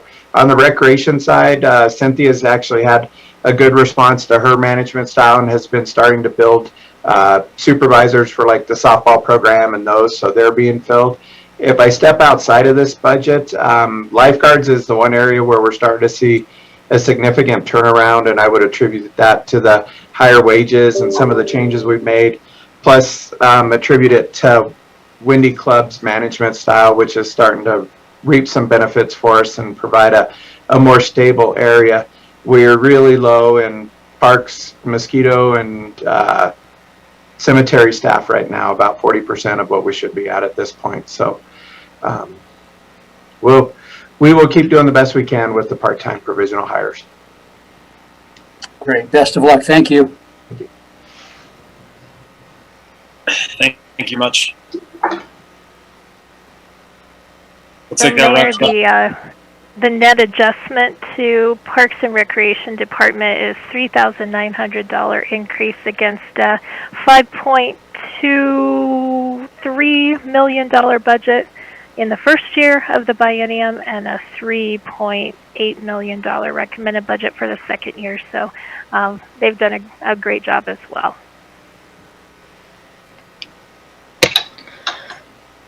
And I think we're ready to move to Public Works then. And I see Chief Operating Officer Brown has joined us. Director Webb is out today, and so other members of the department and the chief operating officer will handle this section. Thank you. Yeah, so good evening, Council. Brooks is on vacation, so I'll try to go over his items here. Mainly, it's going to be in every fund. You're going to see it in water, wastewater, and this is where the general charge would be, is for the utilities, gas and electric at the Municipal Operations Center. We're paying for some of it now, but it's going to be a lot more when we get in actual people go and are actually there at the MOC. So you'll see that throughout the budget. And he also is asking for a one-time increase in furniture of $1,000. I think it's just in case something comes up. They have a kind of a small budget in Public Works if they need something once we get out there. So I think that's what he's asking for. So that's all that he had under his budget. I'm gonna, if you don't have any questions, then I'll hand it over to Eric.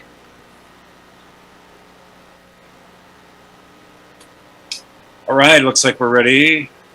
Go ahead. Okay. Honorable Mayor, members of council. So as Jonathan had kind of announced in IT, the GIS has been moved under engineering. So most of the, and then we also are hiring another new staff member in engineering as well. So most of the stuff that you're going to be seeing under here is handling the software professional licensing for $8,000. We have that $15,000 that Jonathan noted for some of the software that actually pays for GIS. And then we're going to have travel expenses for training, cell phones, iPads, such like that to help with staff and GIS, and then just kind of general operating supplies. So that's basically all the changes, just kind of adding for new staff, and that change into GIS is what we have going on, since we now have 2 GIS and another engineer being added in there. So with that, I can answer any questions you may have. Questions for the city engineer? Looks like we're good. Thank you. With that, I'm going to turn it over to Shane Johnson to talk about streets and fleet. Honorable Mayor and Council, I apologize. I do not have a camera down here at my office. Our main adjustment to our budget is moving money from our street ceiling line item to most of our road material, just to kind of balance it and cover the extra cost for the increased price of asphalt and salt. The biggest addition that we have is the gutter bins that are like the ones downtown that catch all the sediment debris in that we clean out. So that is pretty much it for street. And then on the fleet side, we have a $5,000 request for all the diagnostic software that covers everything that you have to use for the scan tools and different software to diagnose and troubleshoot the increased amount of in-house repair and maintenance that we do. Thank you. Yeah, we appreciate that. Doesn't look like we have any further questions. Appreciate your being here, Mr. Johnson, and straightforward summary. Thank you. You're welcome. Thanks, Shane. We'll have to get you a camera. Yeah. Now, there's a budget amendment. That's right. Like $20 these days, I guess, huh? Council, that is the. Oh, go ahead. I'm sorry. We've got Councilmember Gabriel's got a hand up. Thanks, Mayor. Could I ask Shane a question about asphalt? Yes. Hey, I was just curious. There was a water break around 15th and Downey many months ago, and it was dug up. And I was just wondering, and now it's covered with gravel. Does that get taken care of in the summertime, or when? Yes, the water breaks, Utilities does their own contract to patch all of those back, and Big Hunks has been the one that's gotten that the last few years, and the asphalt plant of Knife River's just fired up today and tomorrow. I don't know if they've got their contract out for patching, but their Utilities handles patching their own patches. for the water breaks and that. So hopefully pretty soon. Hopefully, yes. Thank you. You're welcome.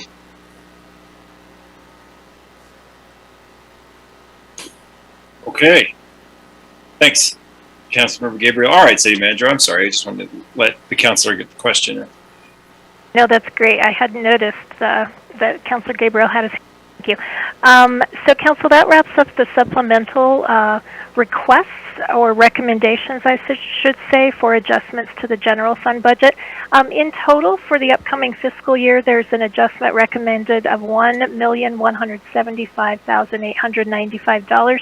That represents about a 2.5% change in the overall budget for the general fund. And with that, I just wanted to wrap up general fund by going to page 46 and talking a little bit about personnel, and then we'll go on to the recreation center.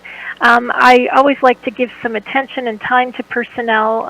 You'll see here a table that shows all of the personnel changes or recommendations in general fund operations.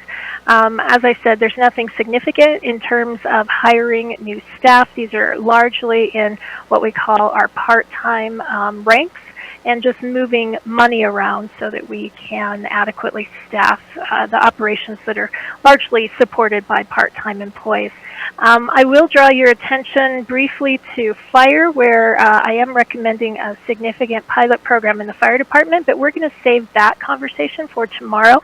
And Chief Johnson and I have a presentation that can maybe go into some detail there. I think it's worth spending some time on. But everything else here is pretty meager and minor.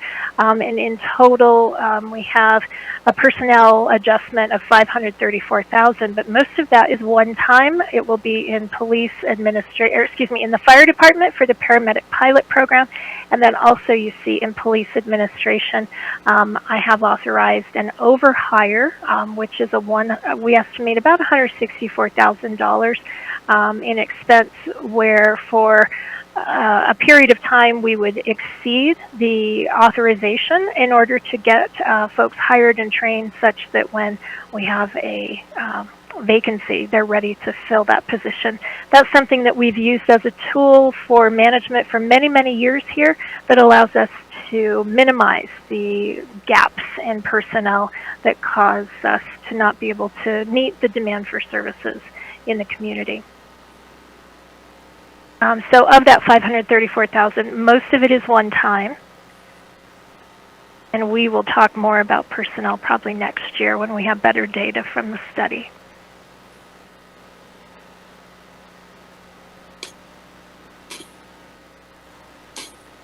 All right. Okay, so that's your general fund. We have prepared a presentation where, as I promised you, we can do a little bit of a deep dive into the recreation center. Of course, the recreation function is really kind of a general governmental service, but as you know, Council, we budget for it in a specific special revenue fund that we call the Recreation Center Fund. That's contained on page 82 of your budget.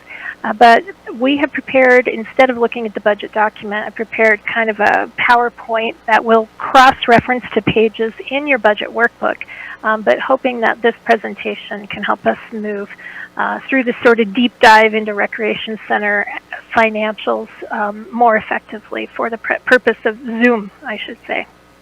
Todd Fieser is going to join me, your Assistant City Manager. Todd does oversee the Parks and Recreation Department as part of his Assistant City Manager duties, and our Recreation Manager is away, and so I think Todd and I will largely handle this presentation with some support from Jen and Malia. So we can go to the next slide. Just giving you some background, and you'll see over in the left-hand margin, we wanted to talk about the financial position of the Recreation Center. It's been concerning for a number of years. We talked about it during the last two budget review sessions in previous 2 years. And so in the budget book, starting on page 82 and 3, you'll see some discussion about this, including history you've already reviewed. As you know, prior to the pandemic, we had a cost recovery of about 75 to 80%. And what that means is that we were able, through membership and admissions to really cover the cost of operating the recreation center. We also, prior to the pandemic, had capital expenditures of roughly about $50,000 per year on average. Tax revenue is diverted from the general fund to fill gaps between those admissions and membership fees and what the cost of operating that facility is. So anything above the cost recovery comes out of your general tax revenue through a general fund transfer to the recreation center fund. And I would let you know too, you do have an endowment from the 2001 specific purpose tax that built the recreation center, but it does generate very minimal revenue. If Jen or Malia know the actual numbers, you guys could jump in at any time if you'd like to. While they're contemplating that, I think it's important to note, we all think of the rec center as the shiny new thing in town, but it's actually 20 years old. I can't hardly believe it. We did defer some capital maintenance over this last biennium, but certainly cannot continue to do that given the age of the facility. And also, one of the things that we know from experience, but I think also was reinforced in the facility analysis that we're going to talk about in a few minutes, is that we need to be making periodic capital improvements, not just maintenance, in order to keep our facility appealing and the usage fairly high. And so, for instance, in 2015, we did the addition of a bunch of new amenities, and we're going to be talking for this biennium about pool renovations, the family-friendly area, and facility updates. And some of that you know from the capital budget.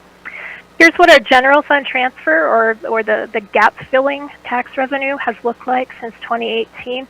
And you can see the pandemic starting in 2020, and then, wow, that blue bar really jumps up in 21 and 22. And then in 23 and 4, we're recommending to you the $1.1 million roughly, I think, in 23 be transferred from general fund to rec center, and then in 24, second year of the biennium, 1.25 million, I believe. And I see Jen has joined us. Maybe she's going to share some numbers from the endowment. Thanks, City Manager Jordan. And so you asked us to provide a little more information on that. So I'd like the council to know there's a long-standing history surrounding the RAC endowment and how it's invested. And so when that endowment was created by the specific purpose tax of 2002, there was no risk tolerance whatsoever. And so these funds have been invested in a CD since that time. Of course, there's a lot that has changed in the interest rate environment. And so what either Chief Operating Officer Brown or myself will be doing in the next month or two is bringing a recommended change to the city's investment policy for this CD so that we can still invest it very safely but generate a better return. And to give you an idea, on over $2 million, we are earning about $7,500 a year. And so we do need to address this, but there is actually a long history surrounding this endowment and how these funds were to be managed and treated. And that's what the city staff have been doing. I think there's just a recognition that that is not sufficient to honor what this endowment was intended for. City Manager Jordan, is there any other information you'd like for me to provide at this time? No, other than if you could repeat the number because I didn't quite hear you. $7,500, about. That's what I thought you said. Mm-hmm. Thank you. And I think maybe I would mention as well, and you can certainly add any information you think is relevant. Council, there are limitations legally on what the city can invest, and so I think it's fair to say, and maybe Jen or Malia, correct me if you disagree, but that the horizon of investment opportunities afforded by law to the city are certainly not as robust as what you would have available to you as a private investor. Yes, City Manager Jordan, if you will, I think right now a good return for the investments the city can invest in, which are very safe. It's the upside. I think I would feel good about 2%, 2.25%. Mm-hmm. Thanks, Jen. So as you can see, the general fund transfer to rec centers gone up significantly, and I think we're ready for the next slide. Todd, did you want to add anything on the capital maintenance and the deferred stuff from last biennium? I think the one thing that I would add is if you think about HVAC equipment, which we have 2 large RTUs on the pool and auditoriums, one of which is being replaced this year, and one that's intended to be replaced in 2024, I believe. Those are about $350,000. They have expected lifespan of 13 to 15 years, and we're currently at 18 plus. And right now, under the current situation of delivery, if we had a catastrophic failure, I'm not sure what that would look like. So waiting for a catastrophic failure does us no good, and we need to be planning on replacement. That's part of the items that have been deferred. Over the years, we've used the Albany County Rec Board funding to replace pool boilers, which had also outlived their life expectancy, which I believe is due to good maintenance practices. But you know, it's like rolling the dice. You're not sure what it's going to look like or when it's going to happen. We also have 7 rooftop units that service the building that are anticipated to be around $50,000 a piece, that are also well beyond their life expectancy, that are going to be replaced over the next few years too. So there's just a lot of deferred maintenance that's hitting us, and some things that are just coming with facility age that we need to start addressing. Thanks, Todd. Yeah, those are great points. And then, of course, we have experienced inflation, you know, affecting the cost of some of these items and long delivery times as well. So we'll watch that, but certainly not the kind of expenditures that we feel comfortable, myself, Todd, or anyone here, recommending to you that we continue to put off, because this building is getting older and it needs some love and TLC. So looking at the current slide, this is referencing page 83 in your budget document. Prior to the pandemic, our member user fees would generate sort of on average about $1.1 million per year, and as a portion of that, about $800,000 coming from admission revenue. Also, and I guess this probably wasn't really prior to the pandemic, but in the first year of the pandemic, we did significantly reduce our reserve. It's back up again now, but we were down, I think, to, if I remember correctly, 30 days reserve against what we need to have and what our policy is to have by council direction, which is 3 to 6 months, I believe, of operating costs. So that's rebounded. In fiscal 22, our current year that we're in, I recommended to you a facility performance analysis last year. You all did approve that, and that analysis was completed in, I think, November of last calendar year, and then presented to you in January of 22. That analysis is really kind of our roadmap to how we restore the recreation center to a cost recovery benchmark of around 70 to 80%. I know it came up here a few weeks ago as we were looking at the rate structure and the fee schedule that came in front of you. What if we want to do different things at the recreation center that maybe would change what has been our historical cost recovery benchmark of 70 to 80%? And so I kind of brainstormed for the presentation, well, what would be alternatives to restoring or returning to that historical cost recovery threshold? Obviously, we could reduce the recreation center cost to operate. You know, maybe that means we're open fewer hours, we offer fewer programs. I don't know what that would look like, but it could be brainstormed. Another alternative would be, you know, we reduce some other tax-funded services in the in the general fund, and then be able to use more general fund money toward rec center operations by reallocation.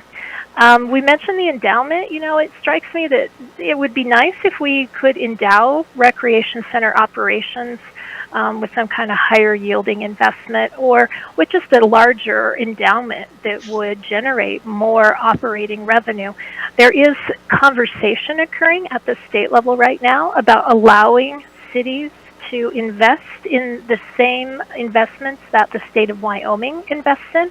And I know some of our sister communities are very intrigued by that, particularly the wealthy communities, I'll be honest, the ones who have enormous rec centers and would like to create corresponding enormous endowments to generate revenue, and then use the return on that corpus investment to actually operate the center.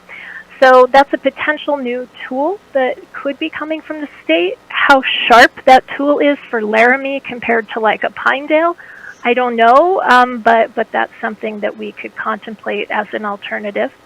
Then that fourth bullet there, we could implement a new source of revenue for recreation center operations. As you know, we've not yet utilized the seventh penny here in Laramie or Albany County.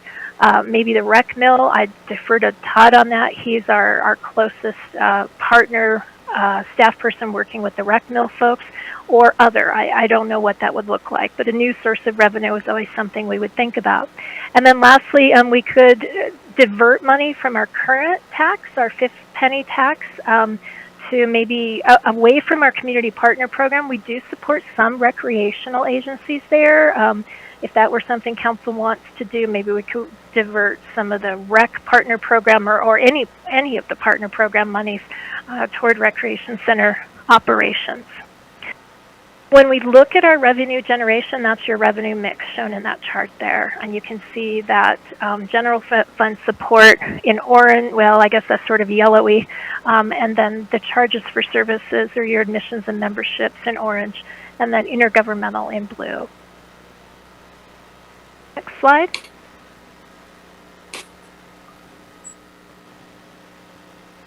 So Todd did us the service of pulling the most current data from the Recreation Center software, working with Jody Guerin, our Recreation Manager.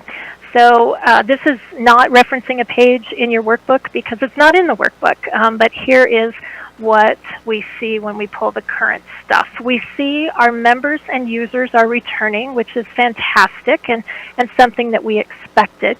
We recognize that the pandemic and the conditions surrounding it, however, are uncertain. And while it appears that we're coming out of the pandemic and that return to the rec center should continue, we just don't know, right? We don't know what will happen with the COVID virus. But what that translates into from a financial position standpoint is our fiscal outlook is improving slowly. So you can see memberships in the bottom in the smaller chart, and you can see in March of 20 they started to drop down. By March of 21 they were kind of at their lowest point, and then we've seen them trending up slowly ever since until April of 22. While we're up there, I don't know the exact number, Todd may have it, but it looks to me at about 5,200 in membership revenue. We certainly aren't above 6,000 where we were before. And then there's your revenue comparison for 2 or 3 years. The blue line is fiscal 2020. You see the deep dive where revenue by month just plummeted. And then 21 getting a little better, and 22 certainly we like the trend line we see in green there. Todd, would you like to add anything here? No, one of the things that the facility analysis pointed out is that we need to look to diversify our revenue. And, you know, staff's currently working to figure out what programs, because to put all your eggs in membership or admissions is not the right way to do it, and how to do more programs and to build programs so that we can have 3 sets of revenue or 3 sets of large sources of revenue that will help balance us as we go through. And I think that's important to note as staff continues to work tirelessly through the pandemic. And really, I guess this is the one chance for me to say that, you know, the staff up at the Recreation Center has really done a fantastic job and probably shown that we can see that recovery from 2020 to 2022, where we're crossing the line at about the same level and potentially looking to climb out of this pandemic, by all accounts, what we assume might be earlier than we'd ever projected. However, we won't know, but staff does deserve some kudos for what they've accomplished to this point. Absolutely, and I would strongly agree with what Todd has had to say. This has been super trying for the staff out there, and boy, they've performed well. Our recreation manager and other staff pushed through the work in 21 to get the the facility analysis completed. And I should also mention appreciation for Councilor Doherty and for Councilor Harrington, who sat on one of the committees that supported that work with BRS and gave feedback to them. So thank you for your time also. We should take a question from Councilmember Schuster. Thank you. Fantastic. I really admire what you guys are doing. I hate when you guys call a rec center old, because I was one of the people with the shovels that did the groundbreaking there. So that was really monumental when we did that. The other thing is, when you talked about possibly some rec mill funding. I think that's fantastic. The high school got such a boost when we built a new high school for their swimming pool through that, and I know that that is now retired, so it would be great if we could take something like that and apply it towards our rec center. Thank you very much.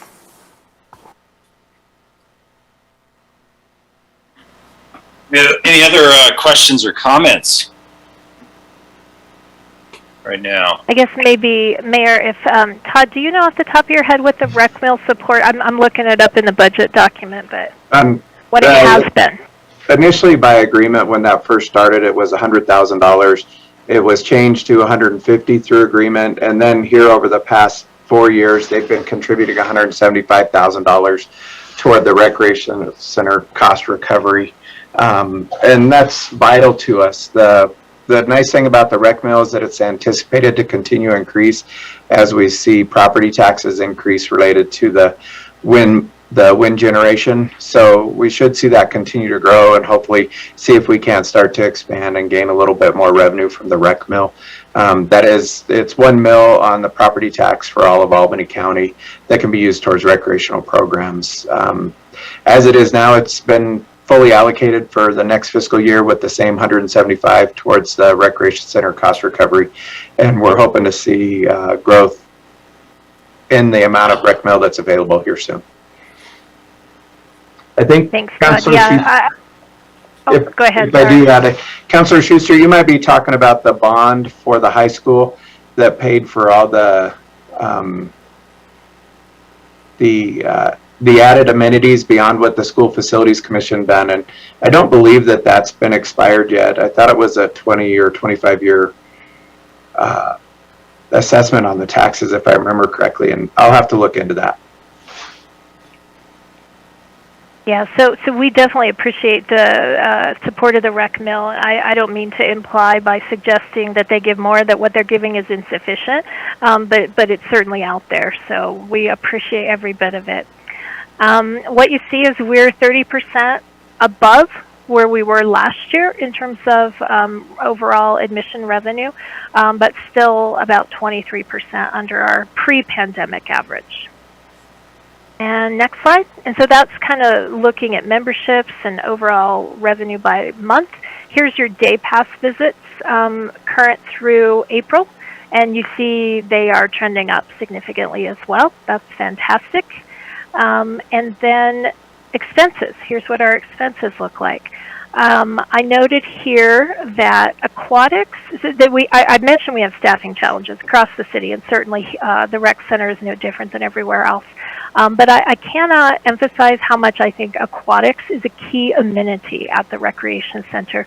It's unique and not replicated really elsewhere in the community.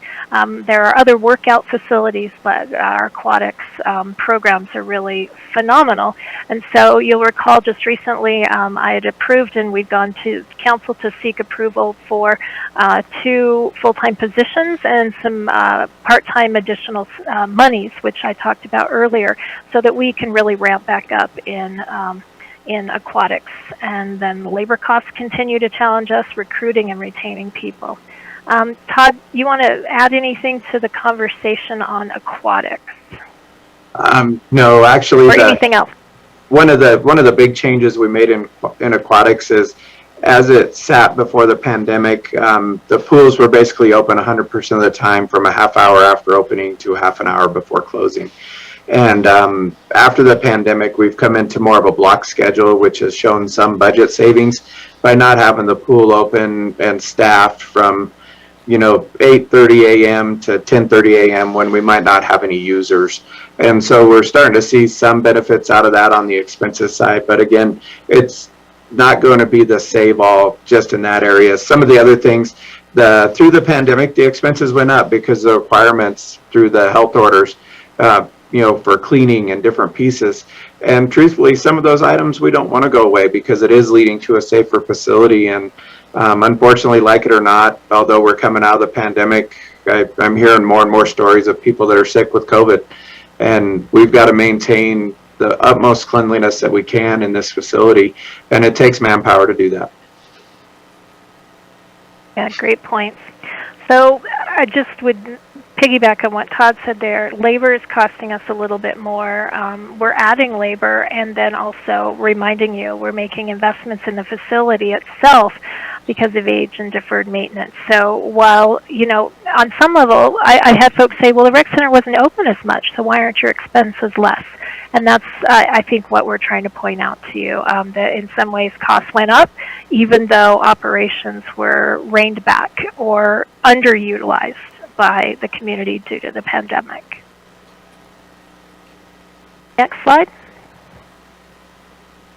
So, based on our facility analysis, kind of what are the objectives for the upcoming biennium? And I'm going to let Todd kind of talk through these, but I would offer to you that these are in your budget book, pages 82, 83, and 90. But really, this is our roadmap back, and that's why we wanted to do the facility use analysis. And they are planning a bunch of new and kind of cool things. We've noted in the slide here where there is a supplemental budget request tied to any of these elements as well. So thanks, Janine. The first one listed there is aquatics ramp up, which we've already talked about. You know, through the facility analysis and all the surveys, aquatics is the #1 attractant to the facility. Whether it's parents coming with their kids to a leisure pool, or people using the pool for therapy or workout sessions or whichever. The phase 1 renovation of the indoor leisure pool is about $350,000 if I remember correctly, and it's going to be, I believe it's pool shell and new play feature and a little bit of cleanliness around the facility. And then phase 2, which would come later, is going to be a large paint project and replacing some of the failing deck, which makes all of us very nervous at the facility. The family-friendly workout area, we've got $35,000 one-time supplemental. That's to provide that area that used to be the workout area or the TRX type space, and that's going to be climbing area that's attractive to family and children, and try to get that middle age group is what we're shooting for. You know, maybe the 5 to 12s to want to come to the facility and climb around on these items. And we believe that we'll have that done this fall. The fitness ramp up and refresh. We've got the fitness areas, and we want to increase utilization of the public during non-programmed times. But those areas are now 20 years old and haven't been upkept. Whether it's a loose old fan or lighting issues or paint issues or whichever, we need those areas to become more inviting for folks to come in and use. The user-friendly ease of use and digital presence, 15,000 one-time supplementals to improve the website for easier access and participation with current photos. And we're hoping to be able to hire somebody that's a professional in website management. You know, even if it's just part-time to help us get ours cleaned up. It's something that staff, although we've all taken it on and we're all website users, we're simply not professionals in this. You know, I never thought that I would have so much website presence, but really when Todd Feaser's making websites up, it's not very good. It's like those first MySpace pages. If anybody ever had a MySpace page, Paul's shaking his head, he had a MySpace page. But, you know, we just need some help to make sure that the website's easier. Staff's learning more and more about RecTrack and trying to make it easier for registration. And we're excited about where we're going for that. Promotion and marketing outreach is to improve our reach to the users that hopefully that aren't using us. How do we reach out to homeschoolers, and how do we reach out to different folks to get them into the facility, to hopefully get them a test, and then to get them to join is really what we want to do. And so staff will be working on that feverishly over the next several months and years, and these will all be ongoing things that are going to continue to be addressed as we go through. I miss MySpace. That must be a Gen X thing or something. I don't know if maybe Councilor Schmeckel knows what I'm talking about, but I always thought it was better. A little crude, though, visually. All right. Well, what Councilmember Somerville? Thank you, Mayor. Todd, just a question. The family friendliness area, if I'm understanding that right, that's supposed to be a workout area, so parents are supposed to be able to work out while kids are playing. Did I understand that correct?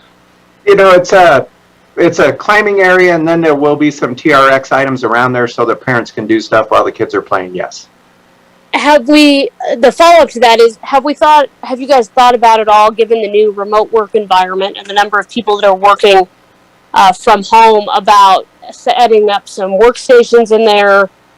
Mom can bring her laptop and do some work while kids are in kind of a contained environment to have some fun. Yeah, we can certainly look to add that in. I'll bring that up.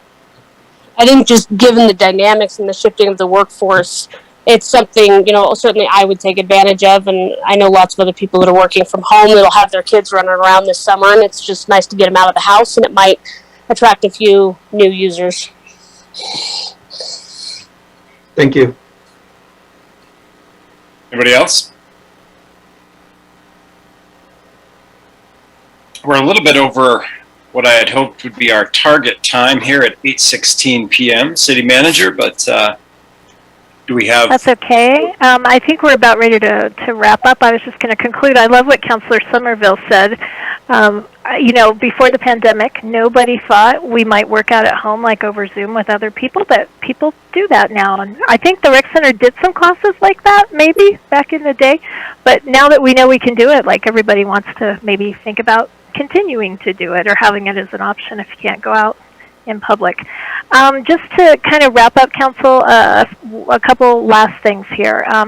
The facility use study did recommend that we needed to simplify our membership and pricing. And so, as you know, you had a chance here a few weeks ago to look at the fee schedule and approve that. We'll be back in front of you on May 17th looking at the needs-based side of membership and pricing. Staff are working on that, and we'll have it on the agenda for you then. And I know that many of you are eager to talk about that. So I just wanted to let you know that's forthcoming. But we felt like it was important before we had that conversation to make sure that it was really clear for the council what the financial position of this fund is, and the cross connection with the general fund, and also to make sure that you knew what we had been working on and what we anticipate we will be working on based on the needs and analysis of the facility. So, questions? I have an observation, which is, yes, Vice Mayor Pierce. Yeah, thank you. I guess I don't have a question. It's mostly a comment. Given the fact that we have heard repeatedly from our legislative representatives to use the tools that the state has provided and potentially in the future will provide, but have provided to municipalities in the state of Wyoming, I think it's pretty important that we spend a little time looking at that 7-cent for the rec center. I think the community has supported, I suspect, or I hope, will continue to support. And I think we need to have some discussions, about using that 7-cent to kind of renew and I don't know what the right word is, but put a new face on the current rec center. Potentially look at the Ice and Events Center, as well as maybe something down the road, or do some planning for West Laramie and Snowy Range. I think there's some real possibility for some sport type activities going out on Snowy Range Road. I think we've got some folks who love indoor field sports, such as soccer or other things like that, and the need for an indoor field is pretty huge in this town. I see Councilor Schmeckel shaking his head, potentially wants to add something to this conversation, but I think we have a need in this community to move in that direction. So, Councilor Schmeckel, you can help me out here, but I think we need to really talk about this very broadly and look at that 20-year vision of sports related activities in this community. Thanks. Go ahead, Councilor Schmeckel. Thank you, Mayor. I wholeheartedly concur. I think that we've made some great investments into our outdoor recreation here over the past years, and I think that we're going to be able to attract some significant customers from the South that can hopefully help fund a lot of the efforts that we're going to be moving forward, increasing our sales tax revenue. As much as I like seeing that we're towards the cheap end of government for our citizens, I'd love to increase the tax dollars that out-of-staters pay to fund our government. And I think that there is some significant opportunity, as the Vice Mayor was saying, in that area, that we can really maximize some opportunities to show what a great community we are moving forward. So, thank you. You bet. And I just want to add, before I call on Director Wade, I just want to add that the Vice Mayor is reading my mind. I'm going to put it in a slightly different way. When I look at that slide that has the comparison of different potential revenue choices that face the city, when you take a look at either reduced hours or essentially, City Manager, what I saw is taking from one budget line item to supplement and to fund the rec center. And I see suggestions about community partners. I don't think that would be well received. I probably wouldn't support that. When I look at those options and I look at those choices, I think honestly the real choice is going to be for people in Laramie. And I think this is the conversation that we need to have, and to say, okay, what do you want to see for the rec center? It's been well received and well used and well appreciated, but it needs to be well funded. And at this point, the most realistic and practical discussion is probably around future revenue sources, which you're hearing in some of this conversation here. Otherwise, we really are looking at probably reduced services, and more likely than not at the rec center, because I think when you compare those to where the other dollars go, that would be the likely candidate. But I don't think we have to have that discussion focused that way if people out in the community understand what the other options are. But I think that needs to be part of that discussion moving forward when we talk about potential new revenue from a seventh penny and things like that. I think that's the choice that's going to face people in Laramie, is to say, well, if you want continued investment access into the Ice and Event Center and the Rec Center and expansion of services to other parts of the community, then that's what it's going to take. And I think that is going to be a big driver for the conversation going forward. Director Wade, thank you for waiting for me. And then I'll go to Councilmember Gabriel. I would like to speak to, thanks, Honorable Mayor. I'd like to speak to some of the conversations that we've had internally about the Recreation Center, and just maybe the recognition that the facility needs to continue being invested in, and some of the plans that we have for the immediate. I like that the council is talking about long-term right now, so we want to stay on that trajectory, but immediately, I'm sure you're all aware of Enrolled Act 20 from this last year's budget session, which appropriated to various initiatives coronavirus relief funds.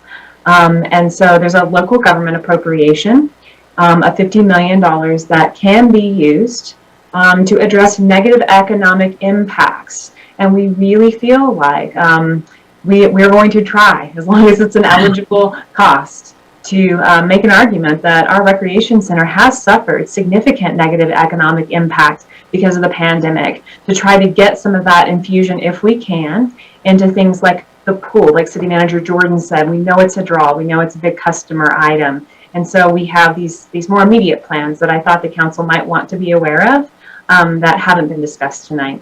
And I'm sure that City Manager Jordan or Assistant City Manager Fieser might have something to add to that.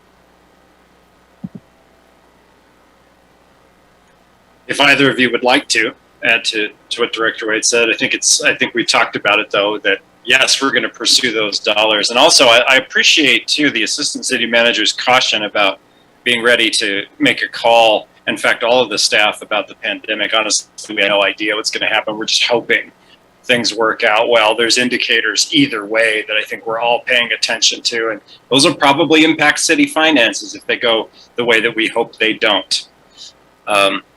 Councilmember Gabriel, thank you for waiting.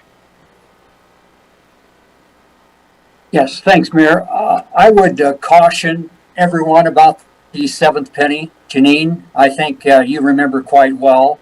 Has it been once or twice, maybe 3 times? We have tried in Albany County to pass a 7-cent. We've had great success with the 5th and 6th penny. Everybody comes out and supports those. For some reason, the 7th penny has been a really tough nut to crack. And I hear everybody that it would be great to have some support like that in the county and the city. But over the past years that I've been around, it has really been tough. I mean, the vote wasn't even close on failure. So just a word of caution, I guess. Yeah, I think it's appropriate to bring it up, Councilmember Gabriel. That's why my comments were towards that. You know, the conversation in the community really needs to be focused around the real choices and deciding what folks want. If it's not the 7th penny, then to make sure that there's a real good understanding of what that means, because ultimately it's the members of the Albany County community, all the citizens in the city and in the county, they're going to make that decision. And they need to understand what those choices are going to be. Is it going to be reduced hours at the rec center? Maybe that's the preference for people. But I think that's the kind of discussion that probably is going to have to be had. And that caution, I think, is warranted. Other discussions? Questions? All right. Okay. City Manager? Mayor, I appreciate all of your thoughts, and certainly we don't have to solve this tonight, but we wanted to, like I said, just make sure that the fiscal position was really well understood by the council. The PowerPoint is just a summary of what's in your budget. The section that deals with the rec center, if you want to go through it in great detail, is pages 82 through, I think, 95 or something along that line. And so if you have any questions after you dive into that further, if you choose to, please feel free to reach out to myself or to Jennifer Wade or Malia Brown or Todd Fieser, and Jody Guerin upon her return. I believe she's out of town as well. Thanks for your time tonight. We'll see you tomorrow. We will wrap up Enterprise Fund O&M tomorrow and then do the little bit of deep dive into some creative things that we're exploring in the fire department. I suspect tomorrow may be a little bit shorter than this evening. Thank you, City Manager. And with that said, City Council and City Clerk, also I need your input on this. Is there any objection to continuing the agenda review to tomorrow's work session so that we can wrap this up this evening as we're hitting 8:30? Mayor, that was not included in the notice to the public, so I'm not sure if we would be able to re-notice the public in time to add that. All right, then we better take a quick look at it. I thought that's what you were going to say, City Clerk, but I was hoping it wasn't. All right, let's take a quick look at it, folks. It's a fairly straightforward agenda. They had an agenda review meeting yesterday. I've had a chance to peep at it. It's very straightforward. Take a look at it, though, and ask your questions now.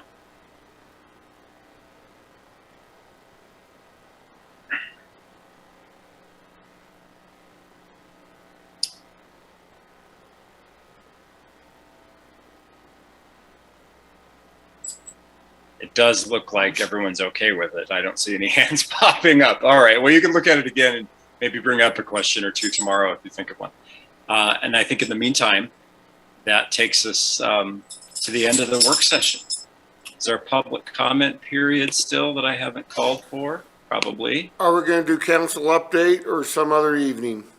I'd like to try to continue some of these things to tomorrow, especially given the fact that the city manager said we're going to have a shorter meeting tomorrow. And those can certainly wait, can't they, Councilor Schuster? It's fine with me. I just didn't know since it was on our agenda. I guess I'm being the bearer of bad news. I don't know, the negative. No, not at all. I think it's appropriate to bring it up. Are there any objections to continuing that to tomorrow's work session at the end? Okay. All right.